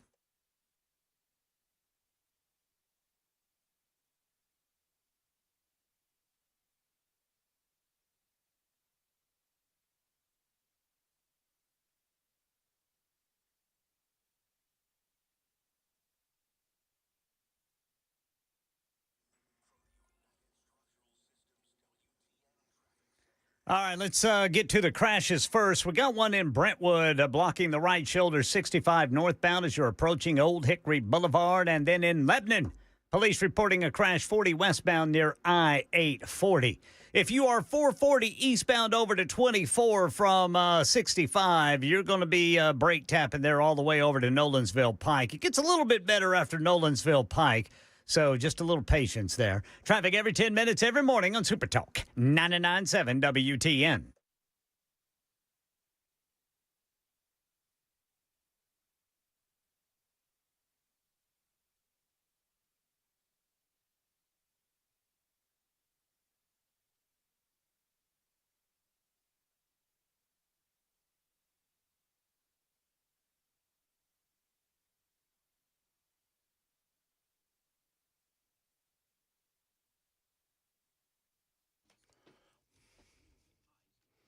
I have horrible news, Jackson. Horrible news. What's that? I bruised my peach. Fell right on the floor. Bruised it. That's okay. There's more where that came from. If you have a bruised peach yourself, I have a solution. The Wellness Institute of Nashville.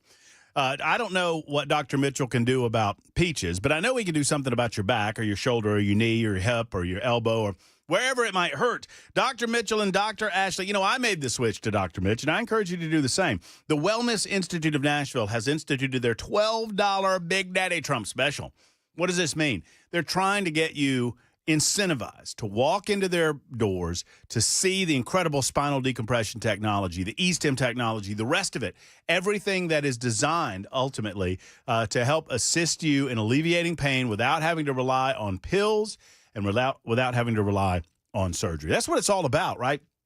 Getting you back to health the natural way. Start a pain-free life. It is possible. Call today.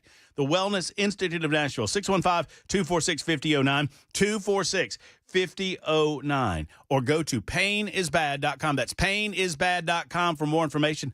My name is Matt Murphy, and the Wellness Institute of Nashville has my seal of approval.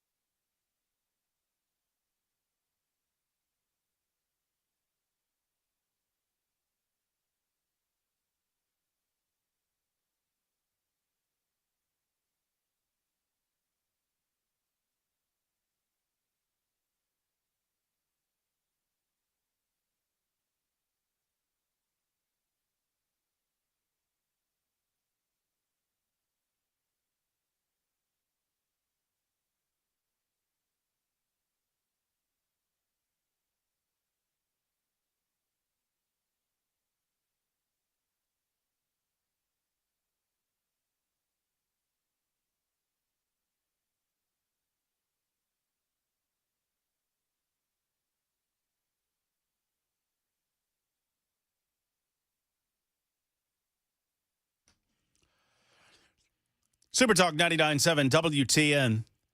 I do want to get to your calls, and I will. That is most important to me. Many of you holding want to talk about Marshall, want to talk about weed, want to talk about the run for governor. We'll get to it.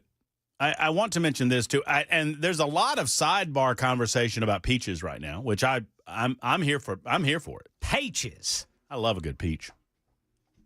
What's your favorite? You know, we used to back when I was doing the morning show in Birmingham with my my then radio partner Andrea Lindenberg. Mm-hmm. Our pleasant, everybody, the pleasantries that occur. That's what I call them. I call them the pleasantries. Saying, "Oh, it's Monday," and "Hey, and how are you?" and "How are you?" and "Hey, how are you?" We would get through the pleasantries, and we called it the pleasantries, and people would request the pleasantries, and it was 2 questions. Ken, Ani, which was her nickname, wanted to know if there was a new caller to the show. They would say, "I need the pleasantries." We know, "Oh, you've never called before." And her question was, "What are you wearing?" And my question was, "What is your favorite fruit?" Yeah. Because I think you can learn a lot about somebody knowing their favorite fruit. The best answer I ever got to what is your favorite fruit? One guy did not hesitate. I said, "What is your favorite fruit?" He said, "Steak." Best answer I ever got. Ken, I ask you. Yes, sir. What is your favorite fruit? Hot chicken. Jackson, have you ever eaten a banana with a fork or spoon? No, I'm not a psycho. Have you seen those psychos on social media? There was a guy recently that got outed for eating one with a spoon. Cut off the top of the banana can and was digging into it with a spoon. Psychopath. Buck Rising over at the Zone does that. What? Yeah. Really? No, he does not. He does French fries with a fork and knife, too. Okay. Go ahead. Not just a fork. Fork and knife. Like Really? a steak. What does he need the knife for? To cut the French fries, I guess. I don't know. I've never seen him eat fries. I've just been told about it. I say this with love because I know Buck. I've been around Buck. I think You've Buck been and on the show. I think Buck and I like one another. Is he a dandy? I don't know what that means. Is that slang from back in your day? Let me put it this way. It's not sexual. So I just want to where I was going with that either. I just want to disabuse. I think everybody knows what a dandy means. Kind of fancy. Yeah, fancy. Oh yeah. Then he is. Yeah, he's like the type of guy back in the day that would I'm riding my I'm riding my two-wheeler to the park and I'm going to read. That kind of guy. That kind of fellow with the little glasses. Top hat, monocle, whole deal. 100%. So he's a dandy. Oh yeah. I mean, it feels like that's a dandy move. I mean, it's one thing that you don't want to get your hands greasy. Right, Ken? Ken's like, I'm just doing the Ken, it's one thing just to not want to get your hands greasy. Right. I get that. So if I see you plowing into some fries with a fork, right, I'm not judging that. But that's fine. I wouldn't do it that way, but that's fine. You don't want to get your hands greasy. Well, maybe yeah? And I can see that too, especially if you're eating those fries, maybe during a break while you're on the air because you got to operate the radio machinery. 100%. And you don't want to get salt and grease on it. 100%. I'm not going to have a chance to wash my hands before I have to do other things, yada, yada. Right. 100%. There is zero excuse for using a knife. That, you're a dandy. He's just fancy. Right. Yeah, that's fine. That's fine. I like your description of somebody who's dandy. You know what I'm saying? Like it's 1895. Oh, Matt Murphy's childhood. And we're in France. I'm going to ride my bike and read a book in the park. I'm meeting Miss Marilyn at the park. He got one of those little wooden picnic baskets. Oh, 100% he does. Our courtship is going on 2 years now. How do I love thee? Let me compare thee to a summer's day. Oh, dear, those ruffians are throwing ball. It's really, you know what I think of? If you've ever seen them, this is what I'm thinking of. No, I think the movie's called A Room with a View.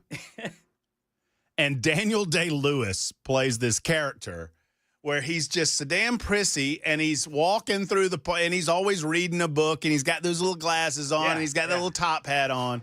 And that's what I'm thinking of when I'm thinking of Dan. Or Buck Rising. And I love Buck to death. Yeah, but great guy. I love Buck. I'm saying all this in love. There's zero excuse for using a knife. Zero excuse. I think the fork's just insane, too. Well, that's fine. He does it with burgers, too. If you feel it necessary, here's my say. If you feel compelled to use a knife and fork on French fries, why in the hell are you ordering French fries? I would feel frites. I feel like that doesn't go together. If you're so concerned, I just don't feel like that goes together. People that eat fries don't feel compelled to use a knife. That's finger food. That's finger food. I don't know why I'm so judgy on it. Whatever. I mean, I'm a weirdo too. Look, we called him into existence. It's Mike from Old Hickory. Hey, Mike. How you doing, Matt? And if I was any better, I feel better all over than I do anywhere else. How about that, Mike? Well, pretty good. God bless you. But I want to ask you something. We've got Marsha Blackburn and John Rose. They're going to be the candidates for the Republican Party for governor of Tennessee. And so what I'm asking you, and I'm hoping you'll do over the next 12 months, is bring on Marsha and John at least a dozen times each and ask them specific questions and nail them down on things. And one of the things I want you to ask them, in my case, and I'm selfish here because I'm a senior citizen, and now Marsha is a senior citizen, what do they think of RMDs? Do they think RMDs on senior citizens are fair? If you know what I'm talking about, and I know you know what I'm talking about. Are you saying you're saying RNDs? RMDs, required minimum distributions on your lifetime savings of your 401k and your IRAs that you saved all of your life, and now the government is saying you are required now at age 73 to pull out X amount of dollars whether you want to or not, and we're going to tax you at the top income tax rate, not the capital gains rate. Yeah, see, I don't know, John. Mike, I don't know anything about this. That's why I'm asking you. That's why I'm calling. I need to look some of this up. Yep, and ask her especially because she's 74, I think, and so she's now going to have to start paying this. Does she think it's fair that this program that got started back in the 1970s, you weren't even born yet, but back in the 1970s, there was a thing called 401k and IRA. It was, and you know what it is today. Sure. It's get people to save money for their retirement. And so that you can defer X amount of wage dollars and then put it into an account, 401k, that you run, not the government, but the individual runs. Well, that thing's been going on now since the 70s, which is about 50 years, 45, 50 years. But now we were never told back then, yeah, but when you do retire, and we didn't think about it then, that you're going to have to pay RMDs, required minimum distribution, which means you're going to have to be forced. The government is forcing you to pull out money that you may not even want to pull out at all because you're living comfortably, that you saved and you did the right thing. Now you just want to give it to your family. When did this requirement to pull this money out in a certain way happen? Do you know? I think it started back when the IRAs and the 401k started. They kind of mentioned RMDs back then, but it's changed over the years because we have different presidents, different Congresses, different tax rates, different savings rates that have changed for decades. But then when the RMDs came, now the government says, hey, we want everything you've saved and we want a big cut now. And it's a very serious thing for seniors, Matt. Well, but the idea is the government wants to get it on the back end, right? Because they're not getting it on the front end. They're not getting on the front end, but what they promised you on the front end is that, no, you won't have to give it on the back end because the tax rates are going to be a lot lower on the back end. Well, now we're finding out because of inflation, and especially during Biden's 4 years of inflation, it's really killed senior citizens' savings accounts, 401ks and IRAs. And now when you turn 73, they're saying, sorry, screw you, pull your money out or else. Let me ask. Well, I'm going to do some research on this, and Mike, I'm going to get back to you on the subject. I don't know a lot about it, but I want to find out more about it before I make a comment on RMDs.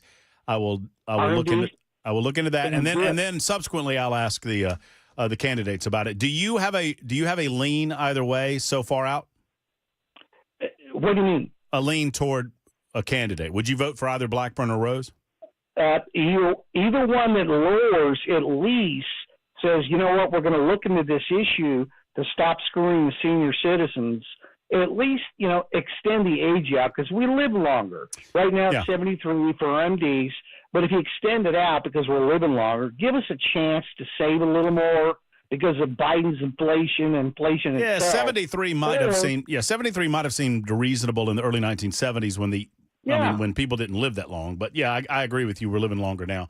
I was curious about a lean one way or the other. And thank you, Mike, for the call. Thank you for the information. I'll try to get to you with a response once I find out more about the background of, what do you say, RMD's required minimum deduction? Deduction's not the right word. The reason I ask you about a lean, I said last week when Marcia announced, no candidate will like me saying this, but I don't care. I don't work for the candidates. I work for you, ultimately. I work for you. That's the way I look at my job. I'm here to entertain you. I'm here to inform you. I'm here to hopefully have a conversation about society with you, whether it's political or the entertainment world or other things going on in our neck of the woods. Our conversations exist only if you're here. Sincerely. Because if you're no longer here, guess who's not going to be here next? Me. So I work for you. I don't work for Marsha Blackburn. I don't work for John Rose. I'm not ashamed to tell you what candidates I prefer and who I don't and where my political allegiances lean. But I don't work for any political party. I wouldn't belong to any political party that would have me as a member, for goodness sake. I wouldn't belong to any club that would have me as a member. I do not like the way Marsha Blackburn has reacted to the idea of debates. I'll say that. I don't know if you've heard, and if you've not, I'll tell you. Coming up in just a couple of minutes on Super Talk 99.7, WTN, 52 after the hour.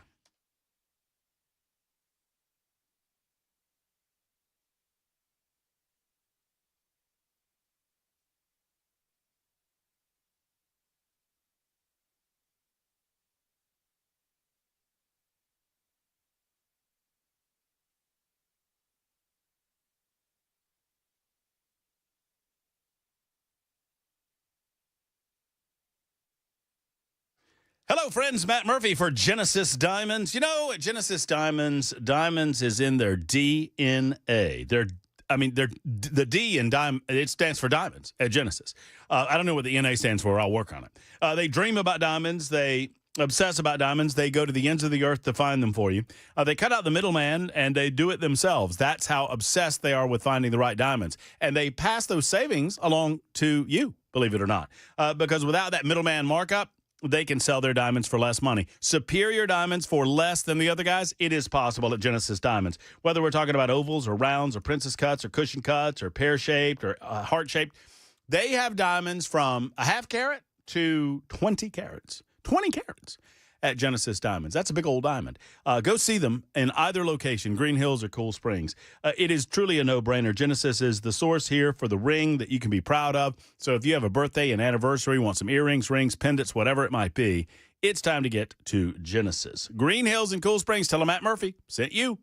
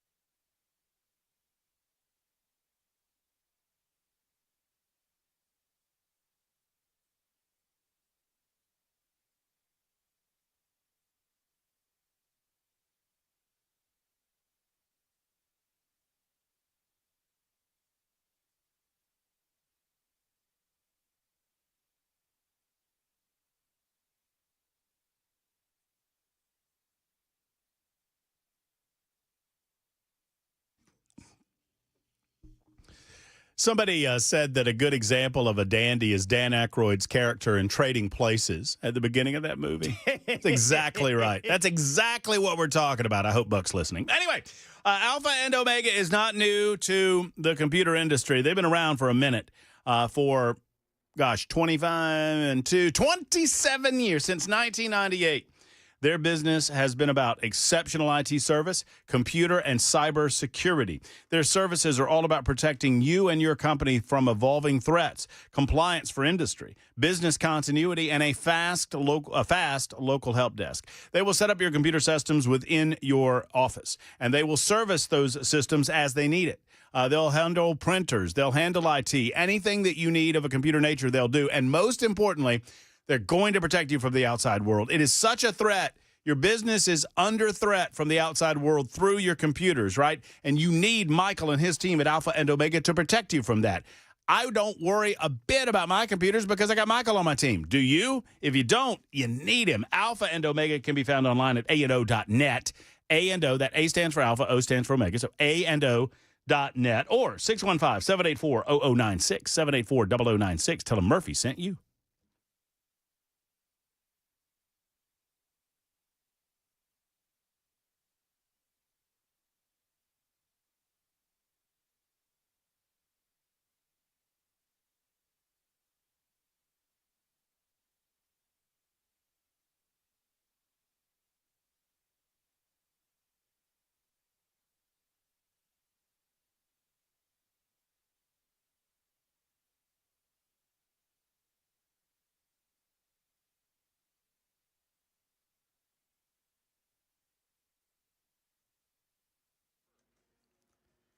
We'll tell you what we have learned about this shooting at a Target store in Texas. The search is on for the gunman. New information about that deadly explosion at a U.S. steel plant in Pennsylvania. And the search is on for a hit-and-run driver who ran over a mother of two in Murray County last week, killing her. These stories and more at 5 on Super Talk 99.7 WTN. One of the things, Mr. Producer, Young Jackson, that you'll learn during this show. I mean, how long have you, a month now? Almost 2, but almost 2 months? Wow. Time flies when you're having fun. One thing you'll learn is that you've got to keep me on track with my teases. You got to write them down because I won't pay them off. I'm so awful. I think I teased something right before the break, and I've already forgotten about it. I don't remember what you teased either. And sadly, the super text line is, normally that's where I beg of the super texters, hey, tell us what we just teased, and they would tell us. Well, my super text line is down. Y'all are going to have to run over to the chat room. I know what you've been teasing, Brother Murphy. What have I been teasing, Ken? Well, you want me to tell you now, or you want to wait until after the news? Hey, let's wait. Ken's going to let everybody know what I've been teasing after the news. Oh, also, I got another one. I'll stack a tease on a tease. You ready? I'm having a beer with somebody tonight. Who? Y'all want to guess who it is? It's me. It's not Jackson. It's not Jackson. I might use a knife and fork to cut up my French fries. Super Talk 99.7 WTN.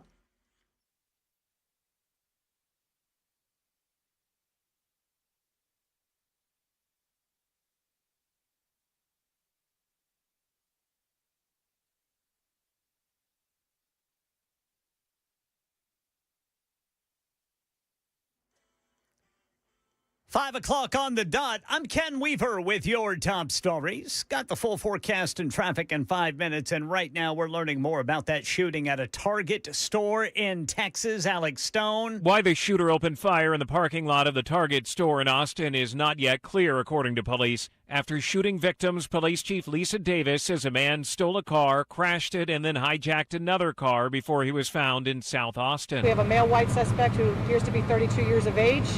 Does have a mental health history. The suspect was arrested after being tased. Alex Stone, EBC News. Yeah, police say he killed 3 people in that Target store parking lot. New information about the deadly explosion this morning at a U.S. steel plant in Clairton, Pennsylvania. Sounded like a really big bang.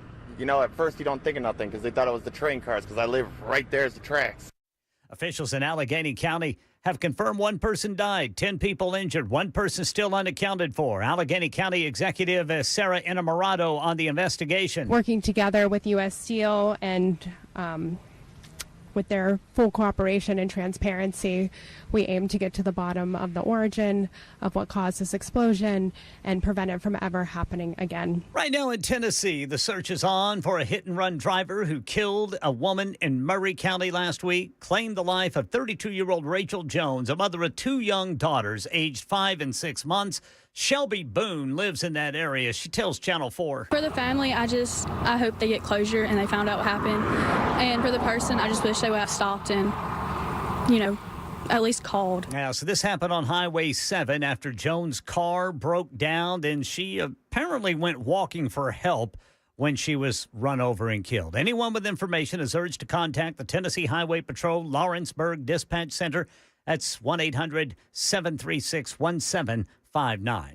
A lawsuit against a Williamson County school alleges a biological boy who identifies as a girl was allowed to participate in a girls-only sex education class.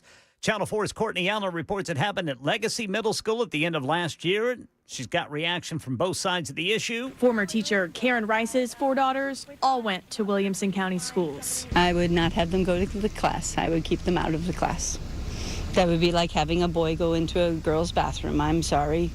That's just not acceptable. We also talked to Chaplain Darren Johnson with the Tennessee Equality Project. I've got a great deal of concern to make sure that we look out for that one student who is simply trying to go through their school day in the way that they thought was the healthiest and safest for them. The complaint alleges the district and principal of the school broke state law by allowing the student in the class. Williamson County Schools told us that they do not comment on pending litigation. That's the latest news. Traffic and weather next. I'm Ken Weaver, WTN News.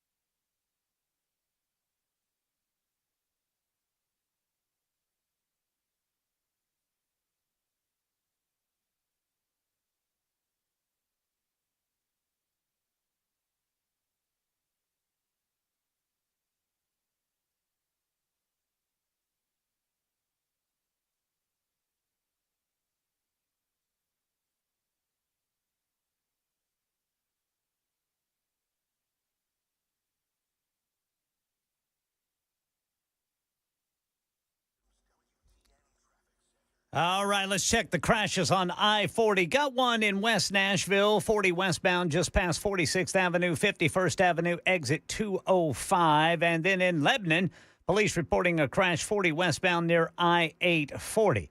Got a crash on the right shoulder at Rivergate. This is going to be 65 northbound past Vietnam Veterans Boulevard. Traffic every 10 minutes every morning on Super Talk 99.7 WTN.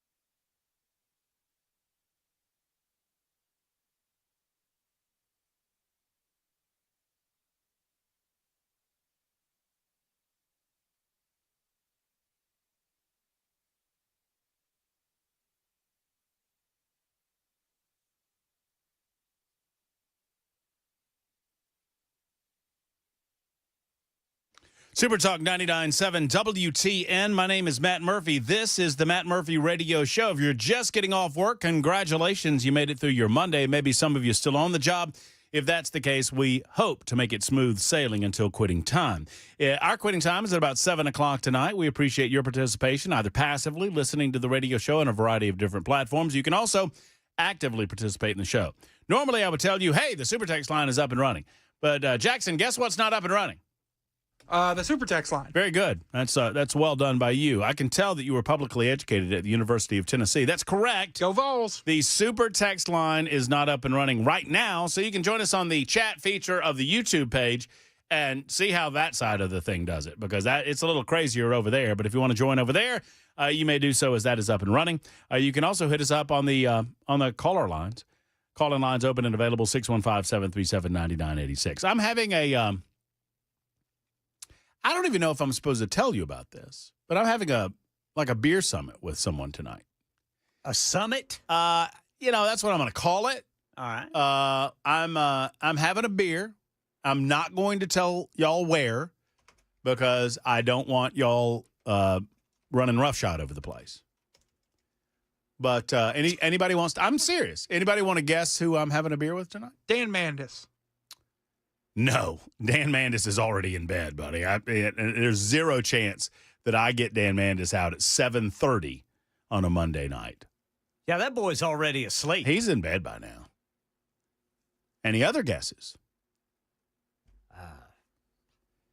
Mayor Freddie O'Connell. Oh. Yeah, that's right. All right. I don't know that I'm supposed to talk about that, but it's true. I'll let you know how it goes. Great. I'll let you know how it goes. I'm very excited. So that was my tease. What was the other thing I teased, Ken? Do you remember? Yeah, you were going to talk about marijuana. Oh, yeah. The dope. Yeah, the dope. The ganja. The Maridahoochie. The wacky tobacco. The rabbit weed. Rabbit weed. The old left-handed cigarettes. Look, I do not believe in a government powerful enough to take away your ability to choose how to live your own life in that fashion. I understand that our pharmaceutical industries have, in laboratories over the years, developed products that we consider to be harmful to the American people. And if those products are so harmful that they need some level of monitoring or surveillance or supervision with regard to how these things are passed out, so be it. I understand that, because these are man-made devices. These are man-made inventions. These are things that are coming from laboratories made by man that can potentially do great harm to man if consumed by man. But I hesitate to suggest a government should get so powerful that they have the ability to prevent you from making a decision as a grown person as to what you can or cannot consume, particularly when it's something that is naturally occurring on planet Earth. And yes, I understand opium and I understand the poppy. I understand all of those things when I say all of this to you. I do not philosophically believe that the government should have a right to tell one human being what they may or may not put in their body. So long as that person has the ability, the freedom of mind and of spirit to understand what they are consuming and the consequences of what they're putting inside of their body. I believe it's ultimately the individual's responsibility to make those decisions for themselves.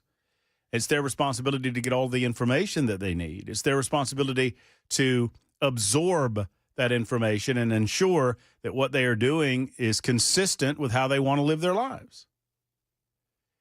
It is not up to the government of the United States of America or any other government devised by man to tell me how to lead my life so long as I'm not depriving rights of other people. It's just not. It's inconsistent with the concept of individual liberty.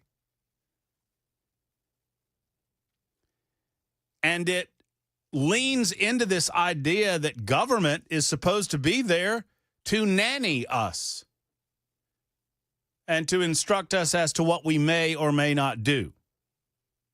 I understand that personal decision-making ultimately might have consequences on the greater community.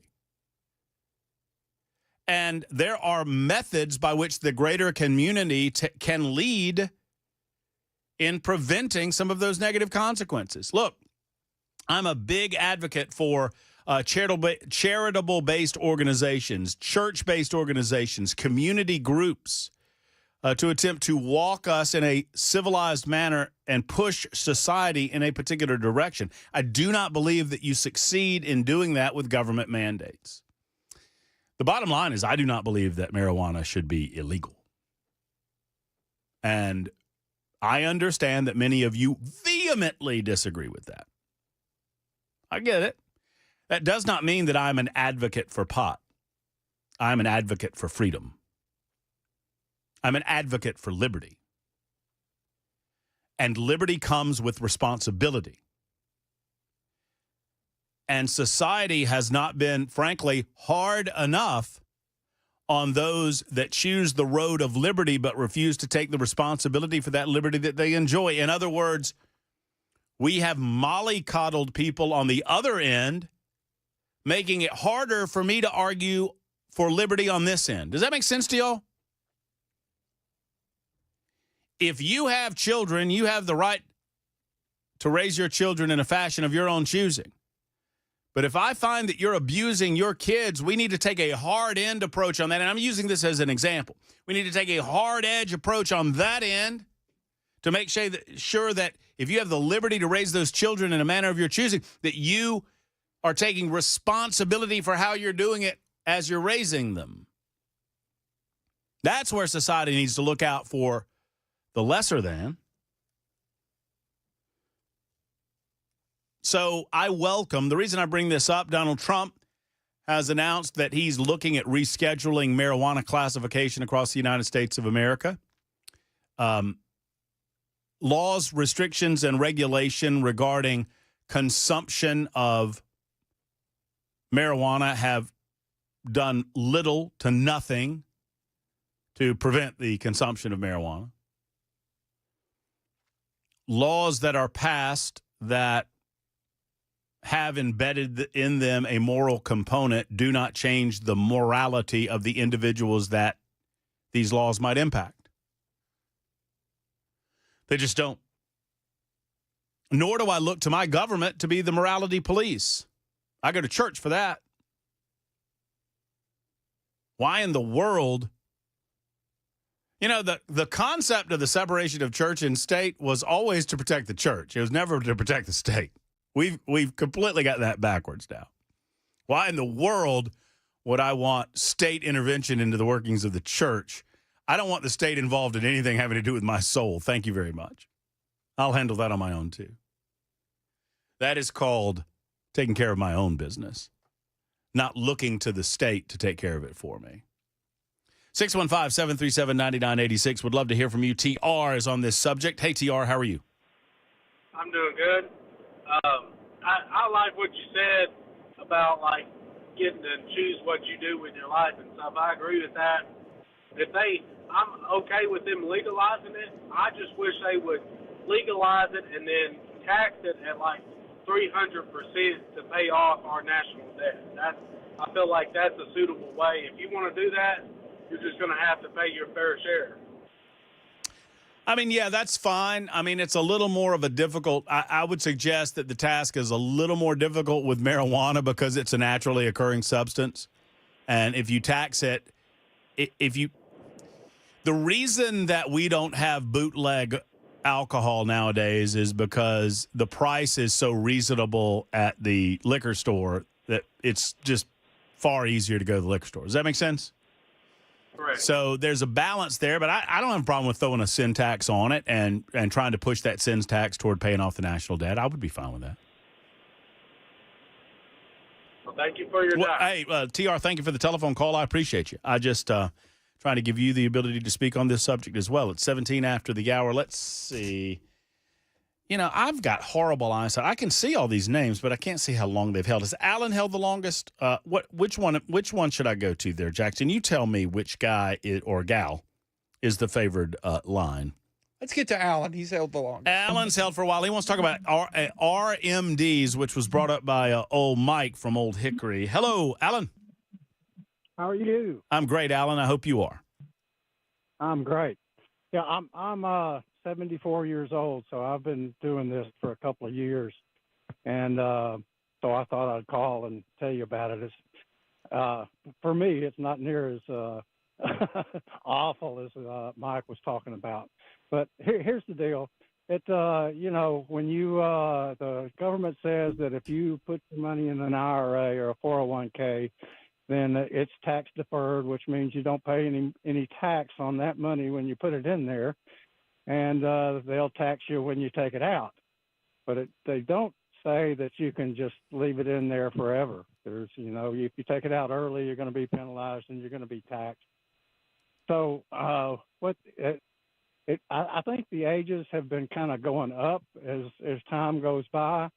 When I turned 72, I was going to have to pay the required minimum distribution. And they changed the law at the last minute and made it 73. So I waited another year. But anyway, it's basically, mine is basically a little less than 1% a year that I have to take out of there. And if I just took it and put it in my pocket, I would have to include that in my income with whatever other income I have. But what me and my wife are doing right now is you can, if you send that money directly out of your IRA or your retirement account straight to a charity, then it's totally untaxable, no matter how much it is. So we do a lot of that. We spend a lot of our RMDs on charity. But that's basically the way it works. Okay. I mean, it makes sense. I mean, I think my instinct was correct. I did not want to assume anything with Mike's call, but my instinct was if the government's going to give you an opportunity to invest money tax-free, they're going to get their taxes at some point down the road. And so it feels like this is just a way to make sure that they do get their taxes on the back end, outside of that charitable component that you're describing. And they've got some kind of weird formula. Of course they do. Right. Well, yeah, I bet they do. It figures out how much each year you have to pay. Great call. Great. That's good info, Alan. I appreciate the telephone call and thank you for it. I am proud to note that the Super Text line is back up, and I'm proud to note that you guys did not let me escape my tease. Ken Weaver was correct. One of the teases that I had thrown out there was the weed tease. The other was Marsha Blackburn and debates. That was the other one. But before we get to that, someone has sent me a full list of nicknames for marijuana, Ken. Okay. I don't know. Some of these are more familiar than others. Mary Jane. Mary Jane, yes. Doobie. A doobie, yes. Dope. Aunt Mary. AstroTurf. Never heard that one. Green Goddess. Bud. Cabbage. Bud. catnip, magic dragon, wisdom weed. I never got any smarter. Have you ever heard of the wacky weed? Oh, yeah, wacky tobacco. Oh, yeah. My favorite's the devil's lettuce. The devil's lettuce. Oh, Devil man. makes a mean BLT. Blunt, broccoli, hashish, herb. Yeah, herb. Herb. KGB stands for Killer Green Bud. Have you heard the term tree? I've not heard tree. That's one. Tree? Let's see. I've heard tweeds. That's one. I don't know what lime pillows means, but that's in this list, too. Apparently that's weed. Apparently that's weed, too. So, real quick, my take on Martian debates. Marsha Blackburn was offered an opportunity to say whether she would debate John Rose, and she was non-committal on the offer. I tried to find this audio, and I couldn't find it. It was at a radio station in Chattanooga, and they asked, are you going to debate John Rose? And she just kind of didn't answer the question. I've been through this before, and I like Senator Blackburn for what it's worth. I appreciate her appearances on this radio show, and I've seen her out in public. And frankly, I find Marsha Blackburn, there are some that would suggest that when she's on the air, that sometimes her answers seem performative in nature. And I'm not knocking Marsha, but I'm just telling you my experience. And I think you guys know what I'm talking about. She's far more personable in person. I mean, I've watched her work a room, and she is very good at it. But she was, basically saying, will you debate John Rose? Will you step up? I mean, you're throwing your hat in the ring. John Rose's hat has been thrown in the ring. He's talking about getting an opportunity to stand on a debate stage with you.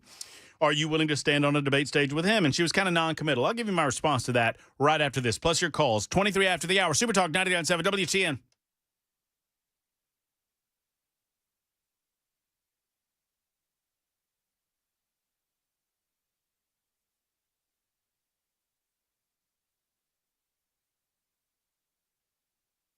Friends, Cover Nash is your go-to source for all things health insurance information. It is simple as this. You got a guy. In a lot of, things, if you're talking about you fixing your car, I got a guy. You're talking about, fixing, laying carpet in your house. I know a guy. Well, when it comes to your health insurance, I know a guy. His name is Shane Ring. It's with Cover Nash. And if you have any questions whatsoever about your health insurance, whether you've got the right plan, whether you're paying too much, whether you need to move to something else, if you don't understand all of these PPO talk and deductible and copays after the deductible and how much does your surgery cost and is it outpatient, is it inpatient, all of these questions can be answered by one guy. I know a guy, Shane Ring at Cover Nash. He's not here to sell you an insurance plan. He's here to help you navigate the complex insurance industry and find the right program for you. There's a big difference in the first thing and the second thing. So if you don't know a guy, I know a guy. Shane Ring and Cover Nash. Call him today at 615-465-0023, 465-0023, or go to covernash.com. He's my guy, and I want him to be your guy. It's Shane Ring and Cover Nash.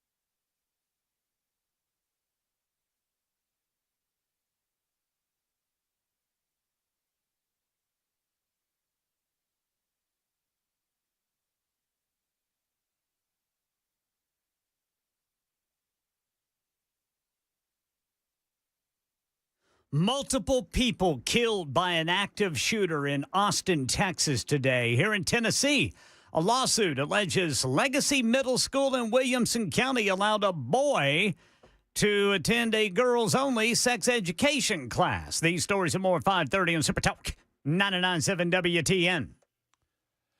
Thank you much, Ken Weaver. Getting to that newscast in mere moments, getting your telephone calls as well. Talking about the race that is the governor's race. I encourage you to not make a decision until at least 2026. The reason I do this, well, obviously the candidates want you to make a decision as quickly as possible because once you do, psychologically, it's hard to get you off that pick. I mean, to use the football example, which is the easiest one that I can think of off the top of my head, I mean, once you become a Boomer Sooner, I mean, I know it's hard to believe, but it's hard to get off that Boomer Sooner. Once you become a dog, I mean, before you know it, you find yourself barking on Saturday afternoons. It's awful. Awful. What are you talking about, man? My point is this. Once you get on a candidate, you're going to stick with that candidate. Yes, sir. They want you to do that as early as possible. They want you to ride that pony for as early as possible, long as possible. Do not pick a candidate. Allow these folks to get your vote the honest way by earning it. And once they have it, they don't have to earn it anymore. Does that make sense to everyone? So hold on to that. You don't have to declare anything. Keep your mind open for everything. This is not a knock on Marcia. It's not a knock on John. It's not a knock on anybody. It is your vote. You hold on to it. You don't need to declare yourself right now. It's a year from now before you'll go to the polls and vote. Now, they want it, and that's why all these pollsters are going to be calling you. Hey, how you voting? How you voting Marcia? You voting John? You voting third party? How you voting? Say, it's not 2026 yet. No. Hold on to that. It's precious. And oh, by the way, as far as debating goes, I don't care what the polls say. If you're asking for a job, you are expected to apply for the job. And part of that application process, in my mind, is you stand on a stage for an hour and you stand there with your contemporary opponents and you tell me why you are better than them. You do that not out of respect for them. You do that out of respect for me, whether it's Marsha Blackburn, John Rose, or anyone else. And I'll say this to Marsha, too. I love you. But if you're not debating, that's a problem. Now, I figure you'll come around and you'll do the debate. 31 after the hour on Super Talk.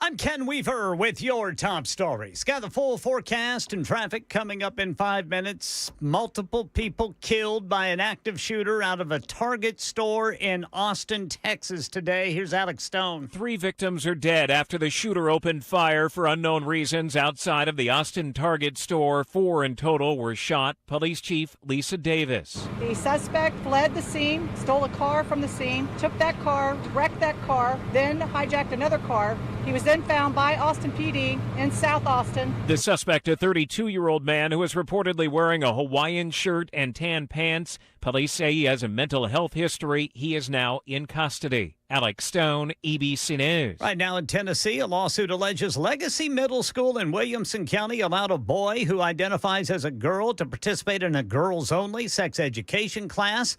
The lawsuit says the Family Life course was a required 2-day curriculum held in May of last school year. Channel 4's Courtney Allen has reaction from both sides of the issue. Former teacher Karen Rice's 4 daughters all went to Williamson County schools. I think that just crosses a boundary that's incorrect. I wouldn't feel comfortable if there's a boy in my class, even though he identifies as a girl. We also talked to Chaplain Darren Johnson with the Tennessee Equality Project. The student identifies a certain way. That is a fact. They were in the space in which that person was going to be the safest and most comfortable There's no reason to add extra fear. The complaint alleges the district and principal of the school broke state law by allowing the student in the class. Williamson County Schools told us that they do not comment on pending litigation. That's the latest news. Traffic and weather next. I'm Ken Weaver, WTN News.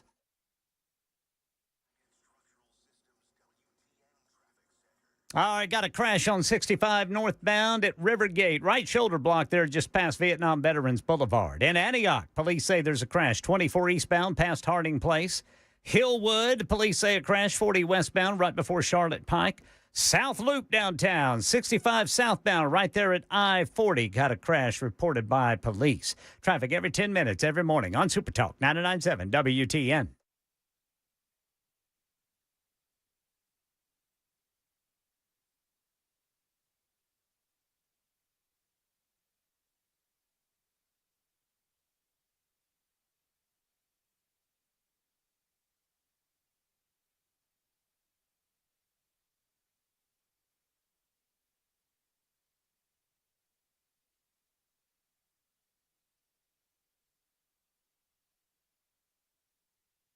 Hello, friends. It's Matt Murphy for the Tennessee Men's Clinic. The Tennessee Men's Clinic believes in service to you, the community, especially for you men in the listening audience. Here's the deal. Their qualified urologists are available for you in both of those locations, Midtown and over in Cool Springs. And when you walk in the doors after setting that appointment up, and I'm going to give you that telephone number to do that, they're going to go over you tip to stern. They have a comprehensive examination. They'll take a little blood work, and they're going to get answers that day as to what's going on. Is it a testosterone level issue? If so, they've got solutions for you. Whatever's going on in your body that prevents you from the energy that you used to have, that prevents you from perhaps the bedroom activity that you used to enjoy, friends, they can take care of you at the Tennessee Men's Clinic. Make the call that so many other men have made to the Tennessee Men's Clinic. Go to TennesseeMen'sClinic.com to find out more information or call 615-208-9090, 208-9090. It's the Tennessee Men's Clinic.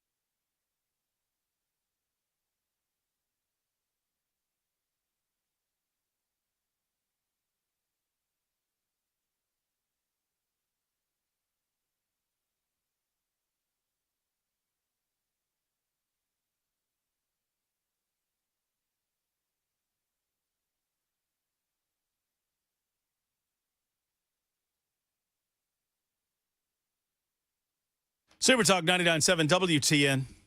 You know, I hurt myself for my art. I do. I had to take off the sling. I got sick of it. I can't type with one hand anymore. I can't do it, y'all. Is it because you got spoiled on Friday? And over the weekend. I went without the sling over the weekend for a good amount of the weekend. I'm allowed to. I'm allowed to, though. I'm told that after 6 weeks, I'm allowed to take the sling off. All right. And work the arm a little bit more.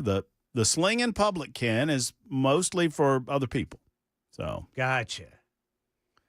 but I admit that I'm working it out to the point that I'm experiencing soreness now because my typing fingers.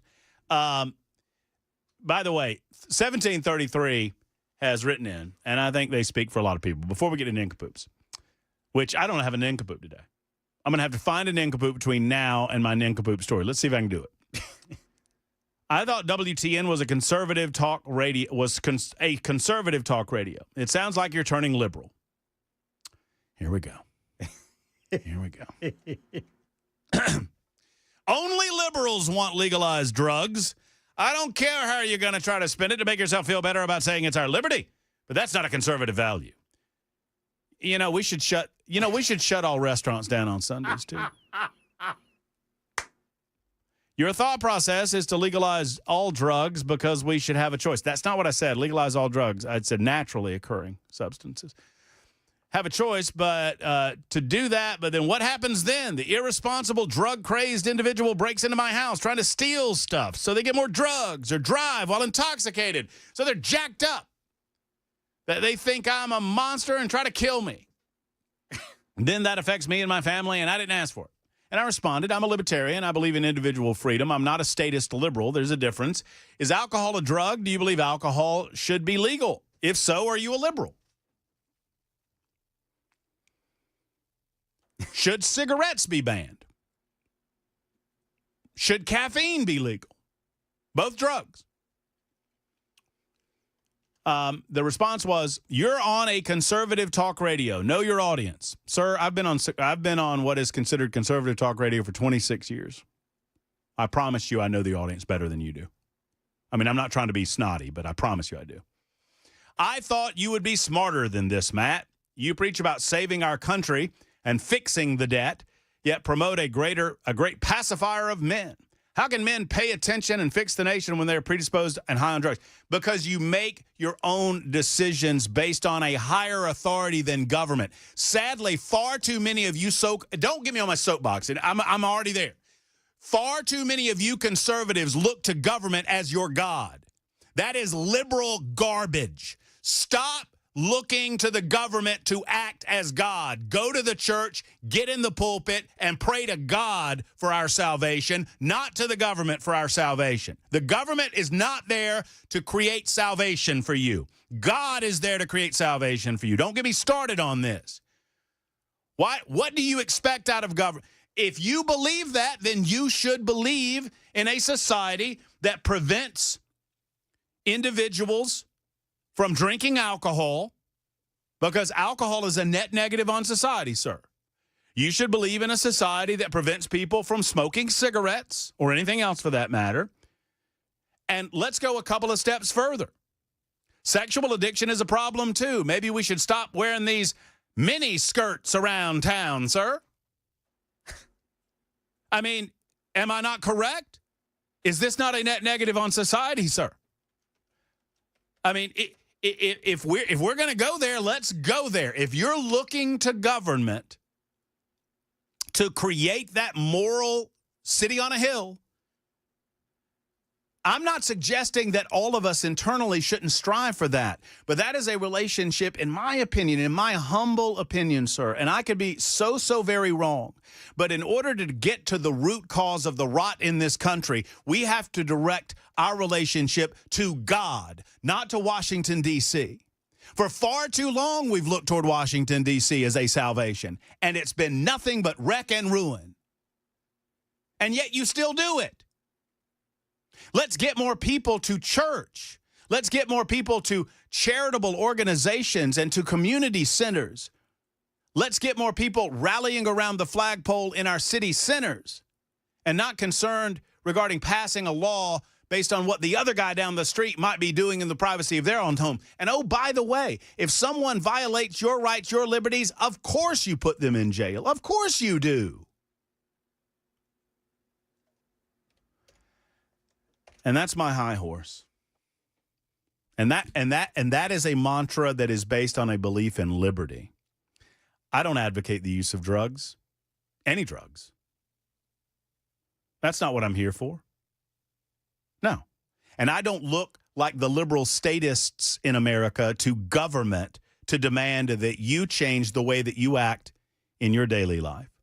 That's not the way that I believe our founding fathers believed in any of this either. And oh, by the way, sir, if you want to talk to me about the America that we believe in, the America that we were founded, the American principles, the concepts of freedom and liberty that we were founded on, I mean, George Washington grew pot. Yeah, I know what he used it for, but it does not change the fact that George Washington grew pot. And I'm not here to pander to the audience and just say what the audience wants. I'm not. I believe in liberty. I believe in freedom, and I will always believe in those things. But I appreciate your viewpoint. I appreciate and value 1733, what you think I'm here to do. But I'm not here to confirm the way you believe about things. I'm here to tell you the way things ought to be, in my opinion. In my opinion, and I'm just one guy. Let's do Nincompoops in the news. Nincompoops in the news.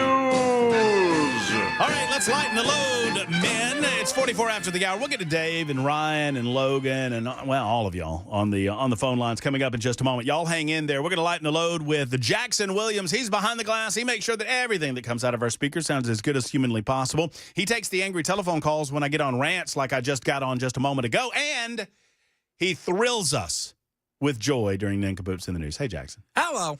All right, enough about you. There's Ken Weaver. He's behind you. He's in News Closet B. What's up, Ken? How about you boys? We got some Nincompoops today. I got one. I got one. Do you? You got one? Nope. But I'll have one. Don't y'all worry. You'll find one, Brother Murphy. I'll be there before you know it. Who gets to go first today? Brother Weaver, because he cleaned your clock on Friday. That's what I hear. That's what I've been told. Ken Weaver, I'm glad you're going first. It'll give me a chance to find one. Let's do this. Here we go, boys. I got this from the New York Post. A bumbling adult trapped inside Chuck E. Cheese arcade game. California firefighters come to the rescue. A klutzy California woman freed from the inside of a Chuck E. Cheese arcade game after shoving her arm into a narrow tube, all while a small armada of confused children looked on.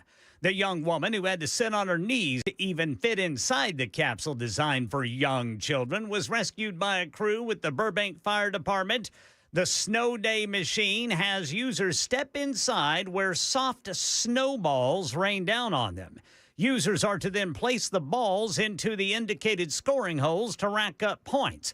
The game is only supposed to last a few minutes, but the woman's attempt to cheat the system turned it into a nearly 1 hour ordeal after she got her arms snagged in a narrow tunnel. The entire time, a group of children seated in the booths watched on in clear fascination as the firefighters worked to get the helpless woman out. Little known, let's see, where's that? The game doesn't typically pose a risk to players, a spokesperson for Chuck E. Cheese assured, adding that the young adult was playing one of the games intended for children and decided to stick her arm in a hole not intended for hands or arms. The arcade game was created for some of the youngest children. What's funny is that you look at the picture and this woman is just completely stuck in this machine and people are just standing around staring at her. What's going on at Chuck E. Cheese lately, man? Don't stick things where they're not supposed to go. Yeah, is the moral of this story. She got up in it. I mean, in it. Yes. Good gracious. And people just stood there laughing. I've seen images of kids in some of these machines too, but I've never seen. That's just crazy. She's in it. Yes. Good gracious. And that's why she couldn't get out. How old, you think? I think it said she's. Said young adult, so probably somebody about my age. She looks like she's in her 20s. 20s. Yeah. She should be left wherever she is for a good period of time so she can think about what she's done. You got to sleep overnight with your hand stuck in the snow machine. Whatever you got stuck, you just has to stay stuck for. They got pizza there. They do. I mean, yeah, it's not very good pizza. Well, and she couldn't have any because she'd have got grease on them snowballs. Well, I mean, she could have. She just have to eat them with a knife and fork. All right, I get to go second. Why? Because I got a story. I got one. Where's your story? Where's your from? Across the pond. Okay, you can go second. I was just worried you're going to steal mine. I just found it. EasyJet pilot suspended after drunk and naked incident. EasyJet has suspended one of its captains after he was reportedly seen roaming a luxury hotel drunk and naked. The unnamed pilot was witnessed walking through the common areas of a 5-star resort in Cape Verde without any clothes on in the early morning hours of August 5th after an extended drinking session in a bar, according to The Sun. He was due to operate a return flight to Gatwick more than 36 hours later, but was grounded after the budget airline received complaints about the incident and found a replacement pilot. An EasyJet spokesman told BBC the pilot now faces an investigation and that the safety of passengers and crew was its highest priority. The captain arrived at the Meladunas Beach Resort and Spa in the West African island nation on the 4th of August and proceeded to begin drinking. At around 2:30 local time the following morning, hotel guests reportedly saw him strip off and wander into the reception area before moving on to the gym and spa, according to the newspaper. Yes, sir. Have y'all ever been? This reminded me for some reason. I mean, I'm probably 21, 22. I think I was flying to New York.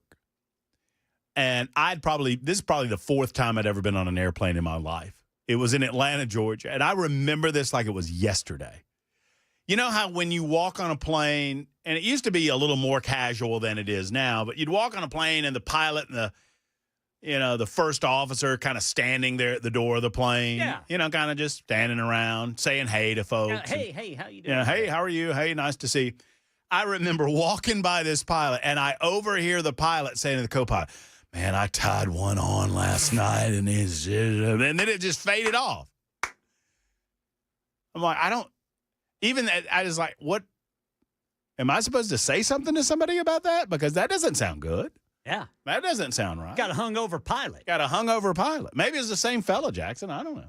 Was he naked? He was not. But this next fellow is that I'm about to tell you about, right. or was. Florida man, try to get this image out of your head, y'all. By the way, found this story 4 minutes ago. And I'm proud of it. I think I know what you're going with. I'm proud of it. Responding to an indecent exposure complaint, police found Anthony Smith, 32 years of age, walking around a Florida park Thursday afternoon. This is this past Thursday, wearing the following. Women's lingerie, the bottoms of which were, quote, of the thong variety, which left Smith's genitals fully exposed.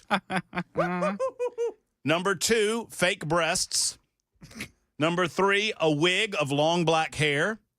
Number 4, a black mask around his face. Number 5, I can't tell you what number 5 is. I don't know of a way for me to say it to make it. Please say it. We won't get in trouble. Listen to Jackson, man. You said the F word a couple weeks ago. It can't be that bad. It is a device that is placed on a part of your body. The hand? Is it your hand or? No, Ken. No, it's not. It's not a watch. It's not your hand. But if you keep thinking, along those lines, Ken, he was a diabetic. It's one of those Dexcom devices. What'd you say, Dexcom? Yeah, one of the. Okay, then that's not what it is. Anyway, it's one of those. A black foxtail.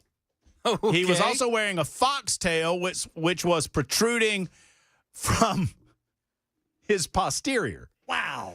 Which is officially in the police report. Well, was that also with the device that was otherwise aforementioned? No. This was a different device that I'm just not going to get into how the foxtail was attached. Right. But think of the worst possible way that it could be attached. Oh. And that's how it was attached. Sewn on? Oh, no, it was screen printed, Kim. Okay. That's bad quality. Okay, think of the second worst way that it could be attached. It wasn't sewn on to his posterior. It was inserted. Oh, no. Well, gosh, Ken. I mean, yes. Oh, that'd keep the tail there for a little while. He tucked his tail between his legs. Yeah. Smith, who works as a wedding DJ, allegedly tried to evade police who initially discovered him inside the Indian Riverside Park in Jensen Beach, Florida. He was eventually apprehended. Listen, based on what he was wearing and where it was, I don't think this dude could run. I was getting ready to say. If you know what I'm saying. A witness dialed 911 to report suspicious individual with his organs exposed and was in the park to pick up their kids from summer camp at a museum, but said that no children witnessed the event. Asked by police, this is my favorite. Police reportedly asked Mr. Smith, "What's going on today?" That's a quote from the report. He's wearing women's lingerie, genitals exposed, fake breast, and a tail coming out of his. Oh, you missed one. What was the other thing? Yeah, right. And it's, hey, what's going on today? Cops have such a bad if God love you. I mean, I don't even know how y'all do it. How we doing today? How we doing today? Smith reportedly said that he suffers from a sexual addiction and was engaging in lewd behavior because it amuses and arouses him. You don't say. Anyway, just a long story short, because we're running late, Mr. Smith was incarcerated, and he's sentenced to 6 months in jail in 2017. He's expected to be sentenced for any variety of charges, to include exposure of his sexual organs. That's how we play Nincompoops in the News. It's 54 after the hour. You get to vote. I don't know that I would vote for mine because it's way too, I think it's too much for Nincompoop. That was too much. You can vote me, vote Jackson, vote Kenneth Weaver. It is 54 after the hour. Super Talk 99.7 WTN.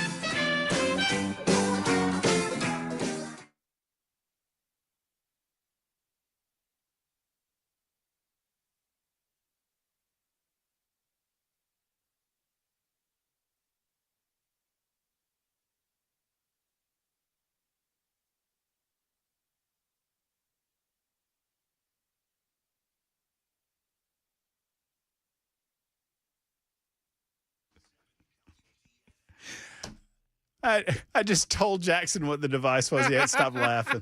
I mean, well, it's, is what it is. Okay, enough of that. Let's talk about all things that make America great, like pest-free living. What if I told you that you could eliminate the bugs that you see in and around your house? What if I told you that there are fleas and ticks on your property right now if you're not protecting yourself from those fleas and from those ticks? What if I told you that there's a company that could eliminate all of this year-round for you? Because here's the deal, folks. A lot of people sign up for pest control service in the summer, and that's right. That's the way to go. And if you're not satisfied with yours right now, US Pest is your company, uspest.com. But so many folks, once the fall gets here and once wintertime comes, they think that they can just leave the seat. No, you need monthly protection from bugs and pests. All they want is inside of your home to take what is yours. They're a little communist. At U.S. Pest, they protect you from those communist bugs. They believe in all things America, and they hate all things bugs. Go to uspesta.com for more information about their 100% money-back guarantee, full-service pest control, full-service termite protection, full-service crawl space. All you need to do is go to uspest.com or make the call to 590-1260, 615-590-1260. Tell them Matt Murphy sent you to US Pest.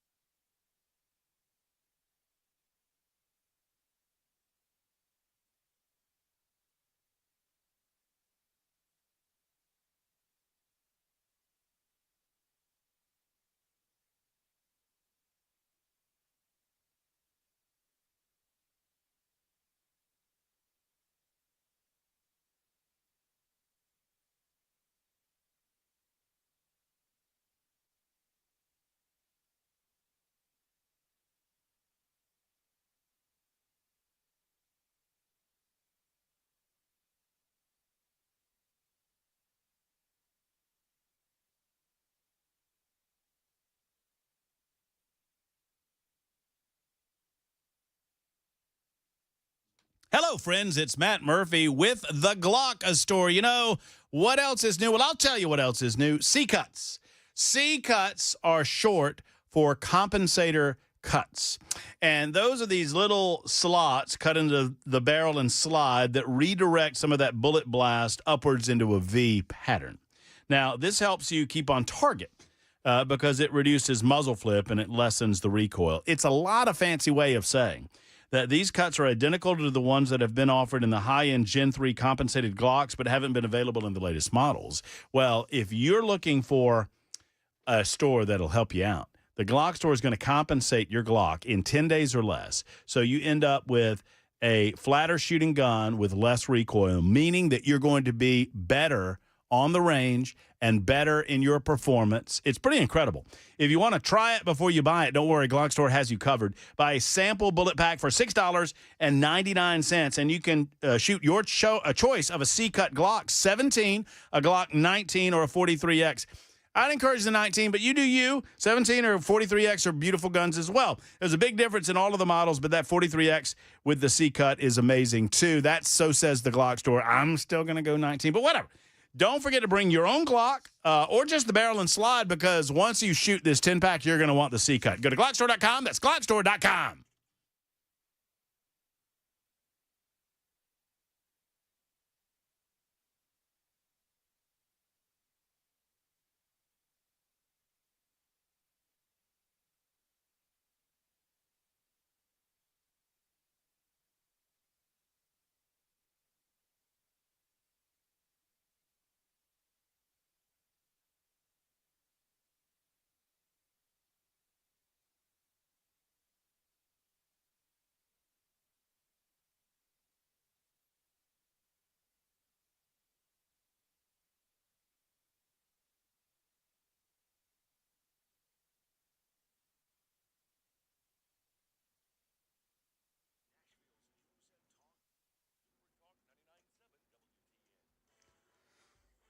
I'm Ken Weaver with your top stories. Got the full forecast and traffic in 5 minutes, and we're learning more about a shooting outside a Target store in Texas. Why the shooter opened fire in the parking lot of the Target store in Austin is not yet clear, according to police. After shooting victims, Police Chief Lisa Davis says a man stole a car, crashed it, and then hijacked another car before he was found in South Austin. We have a male white suspect who appears to be 32 years of age. Does have a mental health history. The suspect was arrested after being tased. Alex Stone, EBC News. Yeah, police say he killed 3 people there in the Target store parking lot.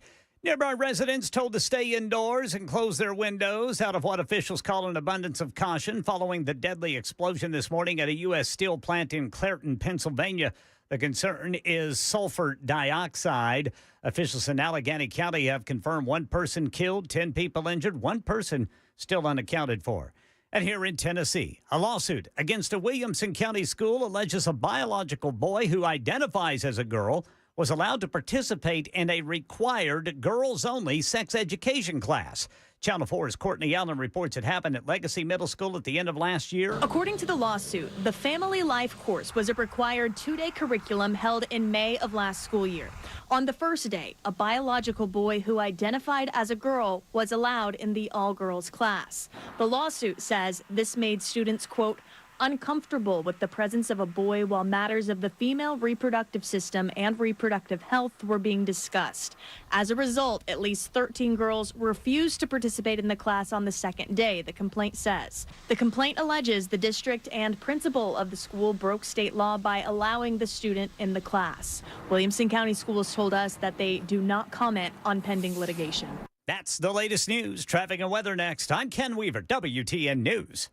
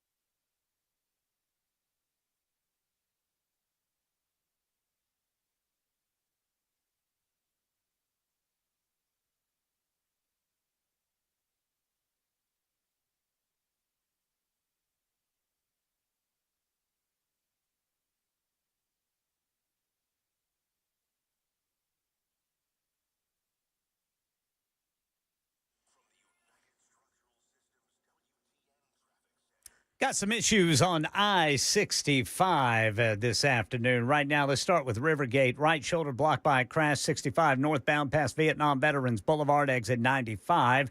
Then over on the South Loop, 65 southbound right there at I-40. Then in Belmont, got a report of a crash on 65 southbound at Wedgwood Avenue. I-40 westbound before Charlotte Pike. That's Highway 70, exit 201. Police reporting a crash. Traffic every 10 minutes every morning on Super Talk 99.7 WTN.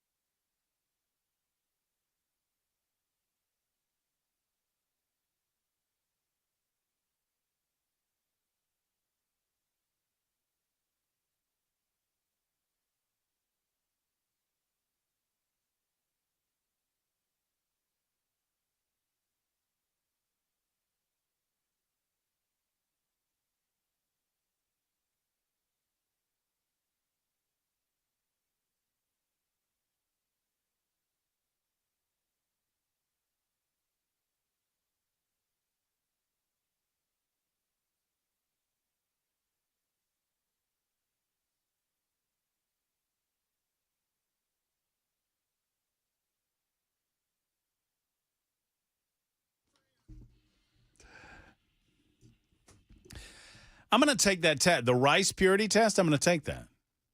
It's not the rice purity test. No, the one I'm talking about, I'm going to take the rice purity test. I'm going to take. No, it's called the race purity test. Listen to the words that are coming out of my mouth. There is a rice purity test, right? Yes. Right. That's the one I'm going to take. I'm not going to take that schluppy thing you did over the weekend. I didn't do it during the weekend. I did it during the last break. Are you not? Never mind. Hey, friends, it's the last hour of the Matt Murphy Show, maybe ever, so after the Nincompoop segment that we just experienced. Super Talk 99.7 WTN. Did you get that meeting notification, too, tomorrow, 9 a.m.? Yeah, something about Ken Weaver doesn't have to be there because he didn't participate. I don't know. I think we're screwed. That's why I just cover the news, boys. I don't blame you, Ken. Ken had a great Nincompoop today. Jackson, you had a great Nincompoop today, but it's hard. It's hard to beat them when they got it coming and going, right? And this fellow apparently did. So he had the fake boobies and the fake hair and something coming out of the back end. So big winner for me today. I'm not proud of it. I'm not proud of the story, but you know what? I didn't do it. Would you say you kicked us right in the butt? I would say that, yes. I think Dave speaks for all of it because Dave guessed how he had attached the tail. Oh, yeah? And he guessed incorrectly. And so I corrected him, and I told him how it was attached. And his response, I think, speaks for all of us. His response is, and I quote, "Mother of God." Didn't somebody guess what the accoutrement he had on was? Yes. You couldn't say on the radio. Yeah. No, one person said, "I'm guessing this or that," and I said both. Anyway, big winner. If you missed Nincompoops, I don't encourage you to go back and listen to it because it's pretty bad. 10 minutes after the hour, Super Talk 99.7 WTN, talking about Donald Trump cleaning up Washington, D.C. We're going to try to clean up our act and get back to that subject matter. Marsha Blackburn's deflecting on whether or not she plans on debating John Rose, 6th Congressional District Representative, who is running for governor. That election primary happens in less than a year now, so we're talking about it. Beto O'Rourke. You know, I would play this from Beto. I've got to censor Beto, though. Let's make sure that I can do this. I'm going to try to censor him, but I might need your help in doing so. Let me see this. Beto O'Rourke. Oh, here it is. Here's Beto, who can't manage not to curse halfway through this, but I got the self-censorship button, so I'll take care of this. Beto says, when we get back in charge, we're going to drive that thing like we stole it. Next time we win power, we're going to drive that car like we stole it. We're going to legalize every dreamer's parents, every hardworking American doing backbreaking work that makes this country so first place even greater as U.S. citizens. That's right. He couldn't help but say the old GD. there on stage because that makes him cool, right? He said, we're gonna drive this car like we stole it. Well, you mean like you're gonna drive it like the 2020 election? That's what you should have said. We're gonna do this thing like 2020. We're gonna drive this thing like we stole it. I mean, is that not a perfect thing for a Democrat to say? We're gonna drive it like we stole it. We're going to legalize every dreamer. We're going to legalize every dreamer's parents. We're going to legalize every illegal. We're going to open up the borders. We're going to make it happen. I mean, that is speaking truth, I suppose, because that's the Democrat game plan now. Open it up. We're going to get more crime up in this thing. Donald Trump stopping crime. We're going to get more crime. Donald Trump wants to shut down crime in D.C. We want more crime. Donald Trump wants fewer illegal aliens. We want more illegal aliens. Is that where we are in America now? That's what he's saying. They're not saying they want to reform immigration policy. They're not suggesting that we have a back-end problem once we get this thing cleaned up. They never wanted to clean it up. And if there's anything you need to understand about the Democrats, understand this. They always lied to us. Every single one of them that I've had on this radio show, well, of course we don't want illegal aliens. We just want to clean up the immigration system.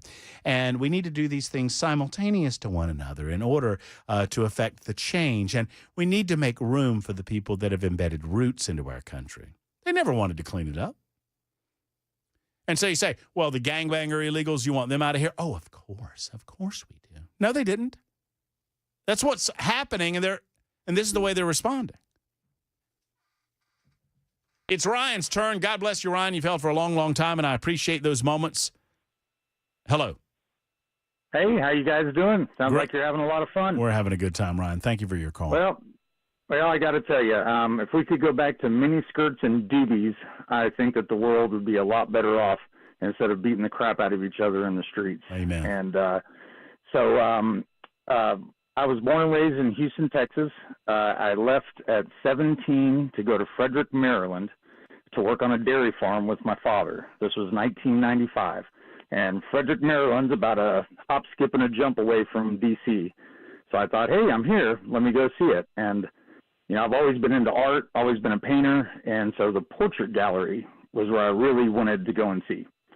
And when I got there, I'm walking up to the portrait gallery, and there's, you know, money changers, spoon benders, graffiti, porno theaters right outside of the portrait gallery.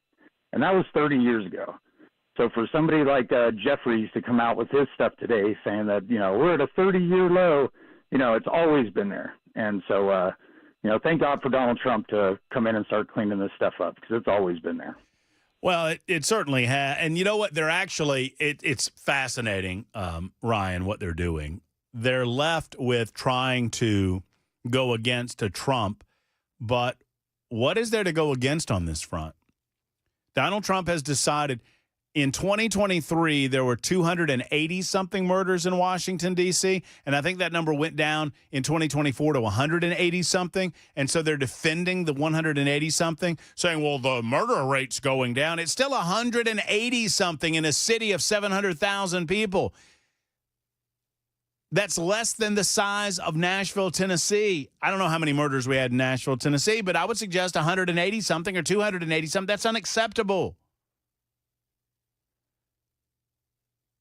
Traffic crimes and carjackings and muggings and rapes and murders, violent criminals on the streets of Washington, D.C.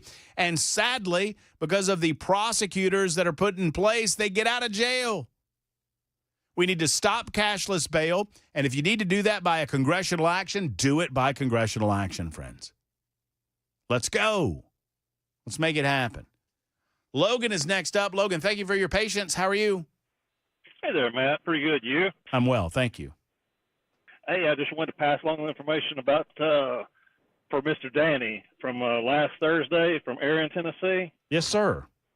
Yes, sir. The one that was having trouble with the nerve damage and the pills and everything. Yes, sir. Well, my wife has got something similar from a result from a car wreck where she was hit, but and she was on and off painkillers and really couldn't do much. Couldn't even stand up straight. There's a device called a spinal cord stimulator made by Boston Scientific, and given her back pretty much her life. It's an implantable device, rechargeable battery inside your body, and what they do is they attach leads onto your nerves in your spinal column, and it calms them down more or less. Where she can actually stand up straight, she can walk, and stay mobile for short periods of time. But before, she was confined to the couch or the bed. So thought that might be something Mr. Danny could look into and might help him regain a little measure of life. Well, I certainly hope, Logan, that Danny is listening. I hope that he's hearing you, and he'll get that message. That's incredible.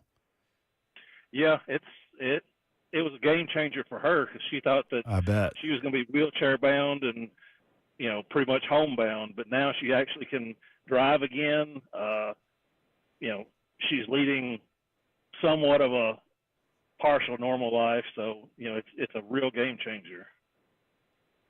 I love it, Logan. I hope that Danny listens. Tell me the name of it again so I can look it up, or I can have it ready if Danny calls in. Okay, the device is called a spinal cord stimulator. Okay.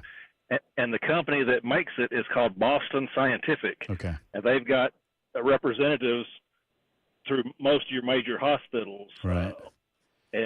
Like I said, it's a surgical procedure where they go in and attach the leads to your spinal column on the inside, and they do a test first with a battery pack that you wear like on your belt or a little portable device, and then if it works for you, then they schedule the surgery. They go in and implant a rechargeable battery just under the skin. Hers is close to her right kidney. If you don't know it's there, you wouldn't even know it's there. But and she wears a belt like once a week with a little rechargeable puck, and it recharges the battery, and usually lasts for about a week. You've got a little remote, almost like a little TV remote, and you can change the settings. They've got like a dozen different programs, and because if you keep it on the same program, your brain will kind of learn that program, right. And the effectiveness will go away. But if you change programs on a regular basis, then it mitigates those signals. Hers, she had like shooting pains in the bottom of her feet. She said it would change like she was standing from hot asphalt to standing on pins. And also, like I said, she couldn't stand up straight. It would just make her back convulse, and it's pretty much cleared up almost all of that. Wow. That's cool. So that's good to know. Yeah, it's really neat what they can do with some technology these days that wasn't around just a few years ago. I certainly hope Danny's listening. Danny, if you are, let me know, and if not, I'll try to get the message to him somehow. Logan, thank you for the info. Yes, sir. You got my number, so if you need any more information, don't hesitate to call. I'm in Paris, Tennessee, so not too far from you. Well, I love it, and Danny. Obviously, if you missed the call, Danny called last week. It was just it moved my heart a little bit because Danny, you could tell how frustrated he was, how just over it he was, the pain the debilitating pain that he discussed experiencing, and he said he wants to give up. And as I told him then, I don't want him to give up. There's hope out there somewhere, and there's a lot of people that want to love on him and shower him with prayer. And Danny, there's another tangible way that we can demonstrate that love is offering you some of these opportunities to maybe find some hope in technology, spinal cord stimulation. So there you go. 615-737-9986. Dave is in Columbia. Dave, what's happening? Hey, Matt. Hey, you were talking about marijuana earlier, and I wanted to weigh in on that. But before I do, my wife Kelly listens to you every day, and our second youngest daughter just got married this past weekend. Oh. And I'm going to give a shout-out to my wife because she's our rock. And she kept us all sane throughout the whole weekend. Wow. You ever heard, there's a saying, if you're not smart, marry well. Yeah. And I did. Yeah, married up. I'm married up. Yeah, I know, I get it. Dave, your little girl got married? Yeah, Rachel. Wow. When was this? And where was this? Saturday. No, they live down in Birmingham. Okay. So we had to pack the whole show up and go down there. Man, it was a beautiful weekend, though. You're did the father of the bride bust up at any point? You a little shed Well, it, get a little dusty on you? I actually officiated the wedding. Oh, wow. And so you're standing up there, and you want trying to keep it all, but my lips quivering. Yeah, I get it. Trying not- Well, I don't get it. I don't have any kids. I can't possibly get it, but Yeah. I understand it. But hey, what you were talking about earlier, and I loved your rant, by the way. But I'm a libertarian, and I used to think exactly like you do about drugs, and I'm like, especially marijuana, stuff like that. If it's, if you can grow it in your backyard or wherever, I mean, why is that illegal? But I got to thinking about it, and my opinion has changed a little bit. Now, don't get me wrong. If it suddenly becomes legal, I'm going to grow some out here in my backyard. I ain't smoked it in about 30 years, but I wouldn't mind some. But you hear about gateway drugs. You look at these communities where it has been legalized, and they've seen an increase in other drug problems, like harder drugs. And you think about it, why do kids smoke weed? Well, because it's taboo. It's forbidden. That's what kids do. They want to do those things that are, that they're not supposed to do, and that just increases the enticement for them. That's like my drinking? only concern about. Like drinking? Well, you're exactly right. Yeah. You're exactly right. That was the same reason why me and my buddies, I grew up in Louisiana. We'd sneak around and try to get some beer and everything, go out in the cotton field and drink a bunch of beer and go to a high school dance. But it's the same thing, and that's my concern. I do think it needs to be regulated. I don't think maybe the answer is decriminalizing it as opposed to harder drugs. Maybe there's a step there that could go on, but I used to say it should all be legal. And now I look back, and you look at some of these communities where it is legal now. Friends who visited Denver and some of these other cities, it's like Here's the thing. Here's the thing that bothers me more than, about this conversation. Not this conversation, but about the subject. When people say, "Well, those harder drugs should be legal or illegal," right? They're talking about opioids. Because in some cases, yeah. Well, they're talking about opioids only if you route it through the pharmaceutical industry, so the pharmaceutical industry can make their opioid project or research proprietary and then own the patent to it. And at that point, suddenly, it's okay that it's legal. I agree with that 100%. But you also can't ignore that we have a very real drug problem in this country. I agree.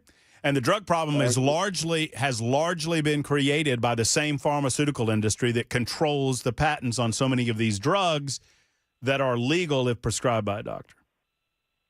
Well, there's a reason why some of these things should be prescribed by a doctor, right? What I'm most concerned about, and you see it in communities now, look at the areas that have already legalized pretty much everything. And what do you see in those communities? I see the same thing in the state of Tennessee that I see in those communities, Dave.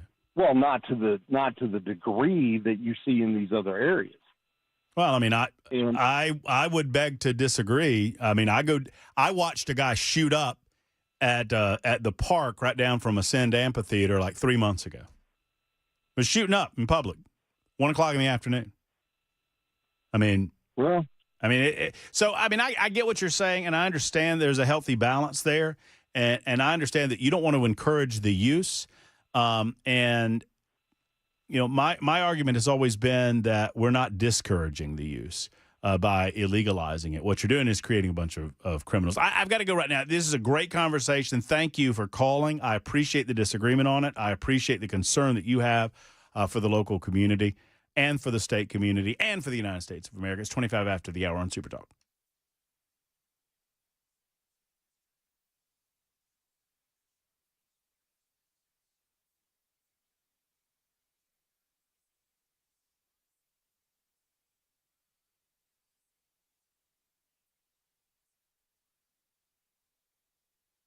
You know, kids, there are a lot of diagnoses out there when it comes to your automobile, and sadly, a lot of them are wrong. Well, what if I told you that there's a European auto company out there that can give you the right diagnosis the first time, and they're the home of second opinions if you don't go to them the first time? Now, before you spend hundreds or even thousands of dollars on European auto repair, you need to go to Eurofix, because they will give you the right diagnosis the right time. They can not only save you a lot of time and money, they can save your vehicle a lot of time or a lot of money on your vehicle, and they can save you a lot of stress.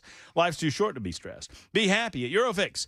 At Eurofix, you get a free 15-minute no-wrench inspection with an estimate at every visit. Never a high-pressure sales tactic. At Eurofix, you get a 3-year nationwide warranty and a rental loaner car with every repair appointment. At Eurofix, you never pay dealer prices. They're in Franklin, 100 Oaks, Murfreesboro, Belmead, and Mount Juliet. 844-EUROFIX. Visit 844-EUROFIX or call them at 844-EUROFIX or visit myEurofix.com. Again, that website is myEurofix.com.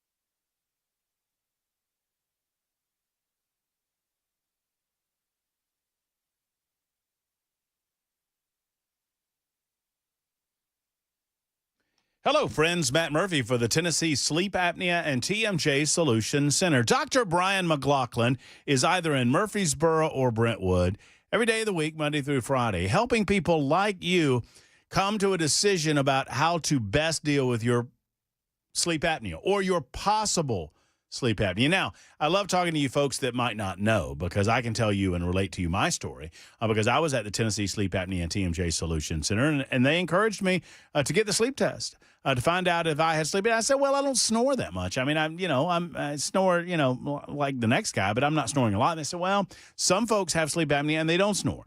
Mostly your sleep apnea is accompanied with snoring. And if that's the case for you, if you're keeping the spouse up at night, did you know that there's an FDA-approved oral device that'll fit in your mouth on a nightly basis? You don't notice it after a night or two. It's like a mouth guard in football, for example. And this thing works. I know I use mine on a nightly basis, and I want you to use one as well, because you sleep better, you keep the airway going, you keep breathing throughout the course of the night. That's important to your health, friends, and important to your relationships. Go to TennesseeSleep.com. That's TennesseeSleep.com to find out more about the Sleep Apnea and TMJ Solution Center.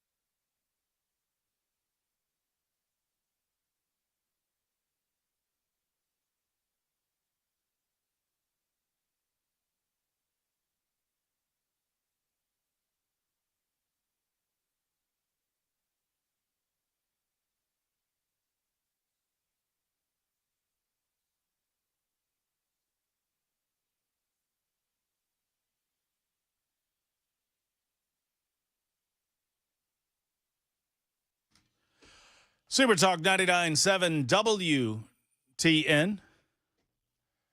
Hello, friends. Matt Murphy with you. We've got about another 20 minutes or so before we'll call it a Monday. If you want to jump on board, 615-737-9986. 615-737-WWTN. You can do that, obviously, via the phone lines. You can also do that on the super text line. 3131 writes in and says, I work with a person who smokes a lot. Sometimes I ride with him.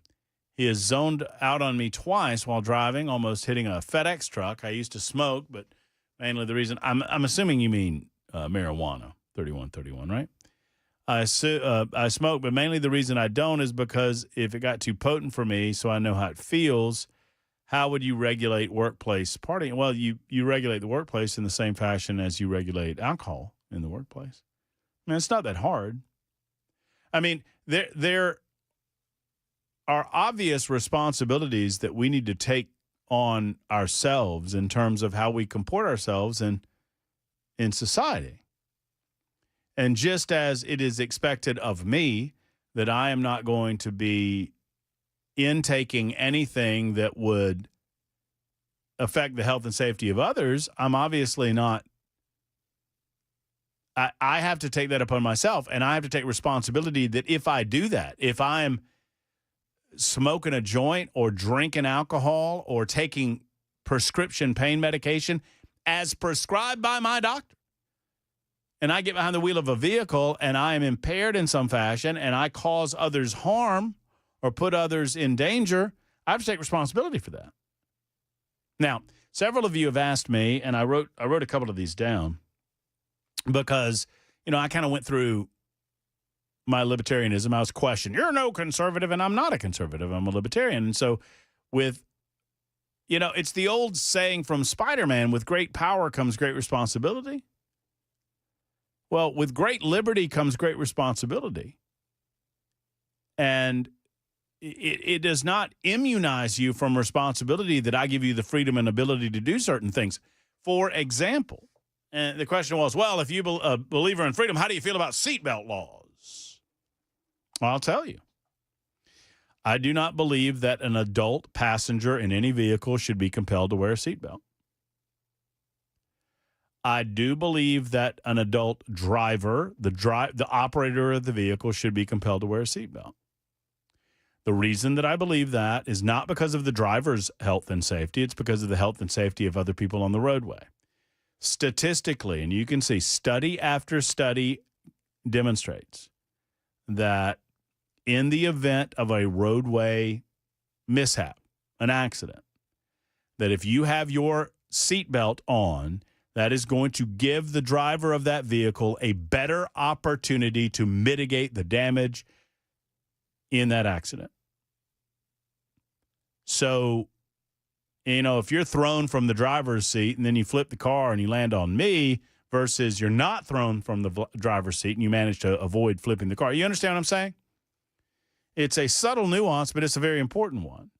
That seatbelt and your ability to manage your vehicle, at that point, that seatbelt's not for you. It's for me, the guy in the other car. It's for me, the guy across the median from you. So I am compelled that because of the health and safety of others, that those seatbelts can potentially protect me from you. It's not about you. You get to make that decision on your own, which leads me to point number 2. Several of you have asked me about my thoughts on motorcycle helmet laws. I believe that I ride a motorcycle. Many regular listeners know that I have a bike and I ride regularly, and I wear a helmet when I ride. I'll wear an open-face 3/4 helmet riding around town. Typically if I'm on the road for any length of time, I'm going to want my closed-faced helmet. I have a bucket helmet, but I don't like it. I just don't care for it. And that's just a personal choice. That said, if you desire to ride a motorcycle without a helmet, that's fine. That's on you because you're not endangering anyone other than yourself. However, if you get into an act, I believe that insurance companies should have the ability to put a rider on your insurance that says that they are not compelled to pay any portion of your medical care that is required if the damage was done due to a lack of helmet use. Look, if you want to squash your brain on the pavement, that's your business. That's your business. If you want your innards to go splitty splat, like I see the deer on I-40 all the time, that is your business. But I should not be, if you turn yourself into a veggie, I should not be compelled through my insurance rates going up to pay for ultimately your medical care. Does that make sense to everybody? You don't pass that cost along to me. You kind of have to absorb that cost on your own. Take responsibility for the consequences of your actions. I'm already paying a premium for motorcycle insurance to begin with. And, I pay a healthy amount for health insurance as well. So, once again, laws and the government, they are here to protect our rights and to make sure that we are comporting ourselves in a manner that offer you protection for yours. I do not believe, this blows people's minds, but I talk about it all the time. I don't believe that we should have drunk driving laws to protect the drunks. We have drunk driving laws to protect the sober people from the drunks. And they have become, they don't stop it. The penalties have become bad enough where I hope that we're mitigating it to a little degree, but I watch them all. Look, man, I work on Music Row. I see it every day leaving here at 7:15, 7:30.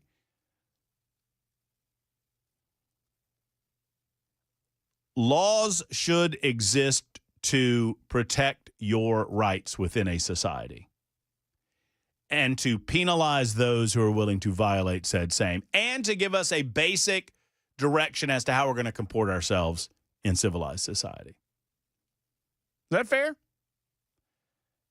And if I choose to engage in activity that is not endangering the lives of others or the rights of others, the government should not, in my opinion, interfere with my ability to comport myself in that activity. We also have laws about the age of majority, meaning we agree as a society that a certain age of individual does not have the ability to make those mature-based decisions as to whether or not they want to drink or whether or not they want to get a tattoo or whatever it might be. And so those apply here too. So that's why if you're a parent, you just can't start handing your kid alcoholic beverages because that child does not fully understand the responsibilities that go along with consuming alcohol, nor do they understand the potential dangers involved in consuming alcohol as well, either. So we've decided as a society we're not going to put that child in danger based on the stupid irresponsibility of an adult, even if they are a parent.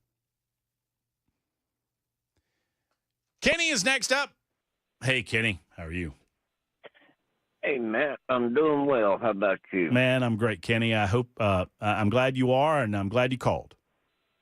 Well, I'm your buddy down here in Grovetown, Georgia, and I have firsthand experience on that spinal cord stimulator that the other caller was talking about. Do you have one? And I do. And the reason being is because I have 2 herniated discs that they will not operate on because I have cancer and am taking a chemo pill daily because it's not curable.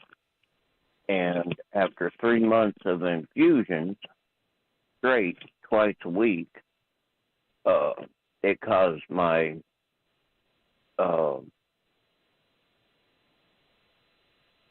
disc to blow out. And because of that, it also caused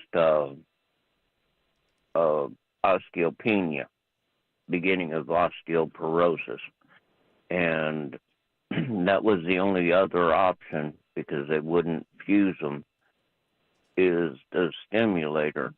And it is a true game changer. I recommend it highly to anybody, and it is the exact one that the other fellow was talking about. His wife has Boston Scientific. If Danny can get on that, it's worth it. I will. You do have to go ahead. You do have to go through a psych evaluation, but once you go through that and they approve you, they give you that temporary one to make sure that it is going to be effective for you before they implant that $11,000 device. Sure.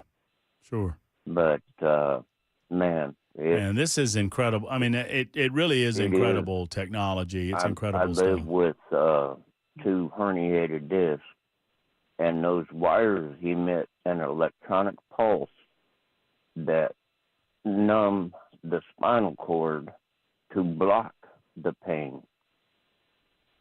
And the only downfall to it is it doesn't help with arthritis.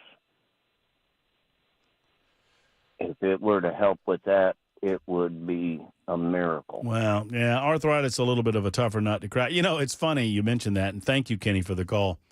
I'm 51 years old. I did not realize, I've heard talk about arthritis all my life. Arthritic pain, rheumatoid arthritis, and other types of arthritis. And it wasn't until my shoulder deal that I really understood, because my doctor told me, well, you tore your labrum years ago, and that destroyed labrum created arthritis in your shoulder. And I'm like, well, what is that? And it occurred to me, I was like, I realize I'm 51. I don't really know what arthritis is. And arthritis is basically, at least in this circumstance, arthritis is bone-on-bone action. A little bone-on-bone action, Jackson. Huh? Huh? That's not the kind you want, though. It's Wait. Oh, I don't think there's any kind you want. Wait, no. Bone-on-bone action, Jackson. What'd you say? That's not the kind you want. It's not what you want, Jackson, because it hurts. And what I'm telling you is true, that if you get the bone-on-bone going, you grow more bone, and that creates osteophytes. And take it from me, king of the osteophytes. I know. But thank you, Kenny, for the call. I appreciate that. Chris writes in and says, that's why I don't like callers. Well, I bet he doesn't like you either, Chris. How about that? That's a good response. Well, I mean, we love you, Chris. You're pithy. I appreciate that. I almost gave the telephone numbers out, but we're out of time, just about. I'll say this, on the marijuana front and on the liberty front. I understand, because some people are now saying, well, with seatbelts, if the passengers get into an accident and they're not buckled up, then they can become a projectile too. Yeah, well, that's true. I make my passengers buckle up anyway, because I don't want to be responsible for something negative that happens to them. And you can either ride my car or you don't have to. Several of you are asking, well, what about businesses? What about, alcohol doesn't stay in your system like marijuana stays in your system. A business is a private entity. I mean, outside of government run, and that's a different, civil service is a little bit different. But for privately owned businesses, they get to set up their rules that go above and beyond what the laws say about these types of activities. Believe it or not, we're at an at-will state. So if Jackson's working for me and I say to Jackson, I don't believe in alcohol use. I don't believe in alcohol consumption at all.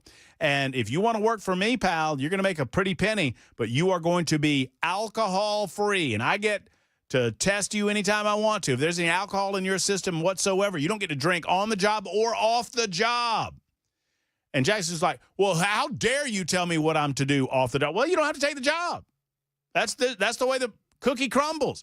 So if a business says no pot and we test, well, then you have a choice to make. You either continue to use marijuana and you don't work there, or you stop using marijuana and you work there, or I guess the third choice is you can continue using marijuana and risk it. Drink a bunch of water. But let me promise you this, when you get caught and you get fired, well, don't say I didn't tell you so, because that's on you. 52 after the hour on Super Talk.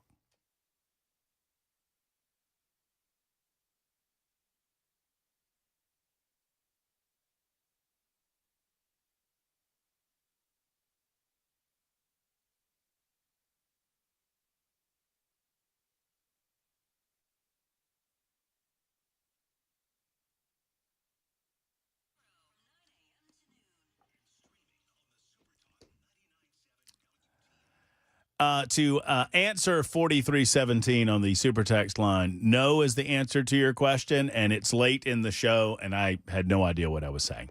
Hey, I do know this, that Savory Spice is the go-to shop for all things seasoning, all things spices, all salts, Did you know there's like a lot of different types of salts?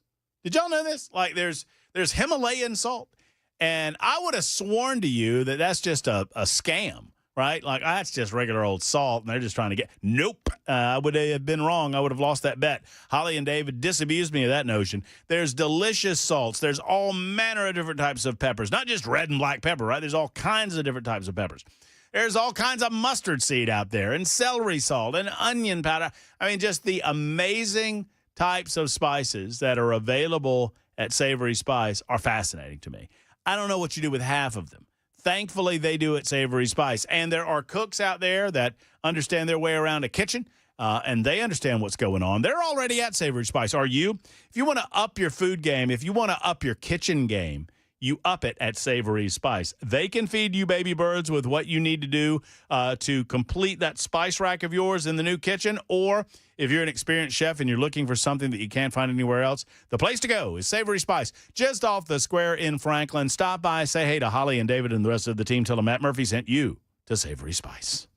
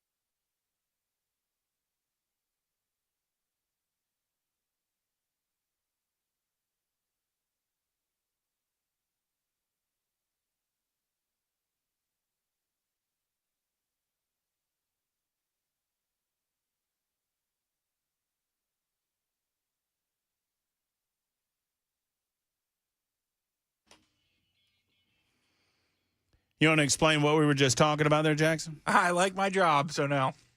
Very good. Hey, C-Note, maybe Mandis will interview Reeves. We've already interviewed Reeves on a couple of occasions. That would be Lee Reeves, the candidate for the 7th Congressional District. I'm inviting everyone and all of them to come on. I've not personally invited every single individual that has declared in the 7th Congressional District, but we've had Lee Reeves on. We've had Jody Barrett on. We've had Gino Bolso on. We have had Afton Bain on in the Democrat primary. We've invited Matt Van Epps on. I haven't heard back from him. If you know of a 7th Congressional District candidate that is to your liking and you want me to invite them, just hit me up, matt@murphyshow.com, matt@murphyshow.com, and I'll be happy to invite them as well. That's what we are here for. Listen, folks, I so appreciate you, whether we agree or disagree on any number of topics. This is the United States of America, the greatest country on God's green earth, and we live in the finest state in the greatest country. Mark Levin's coming up next. Until next time, have a great evening, folks. Hug your loved ones. So long.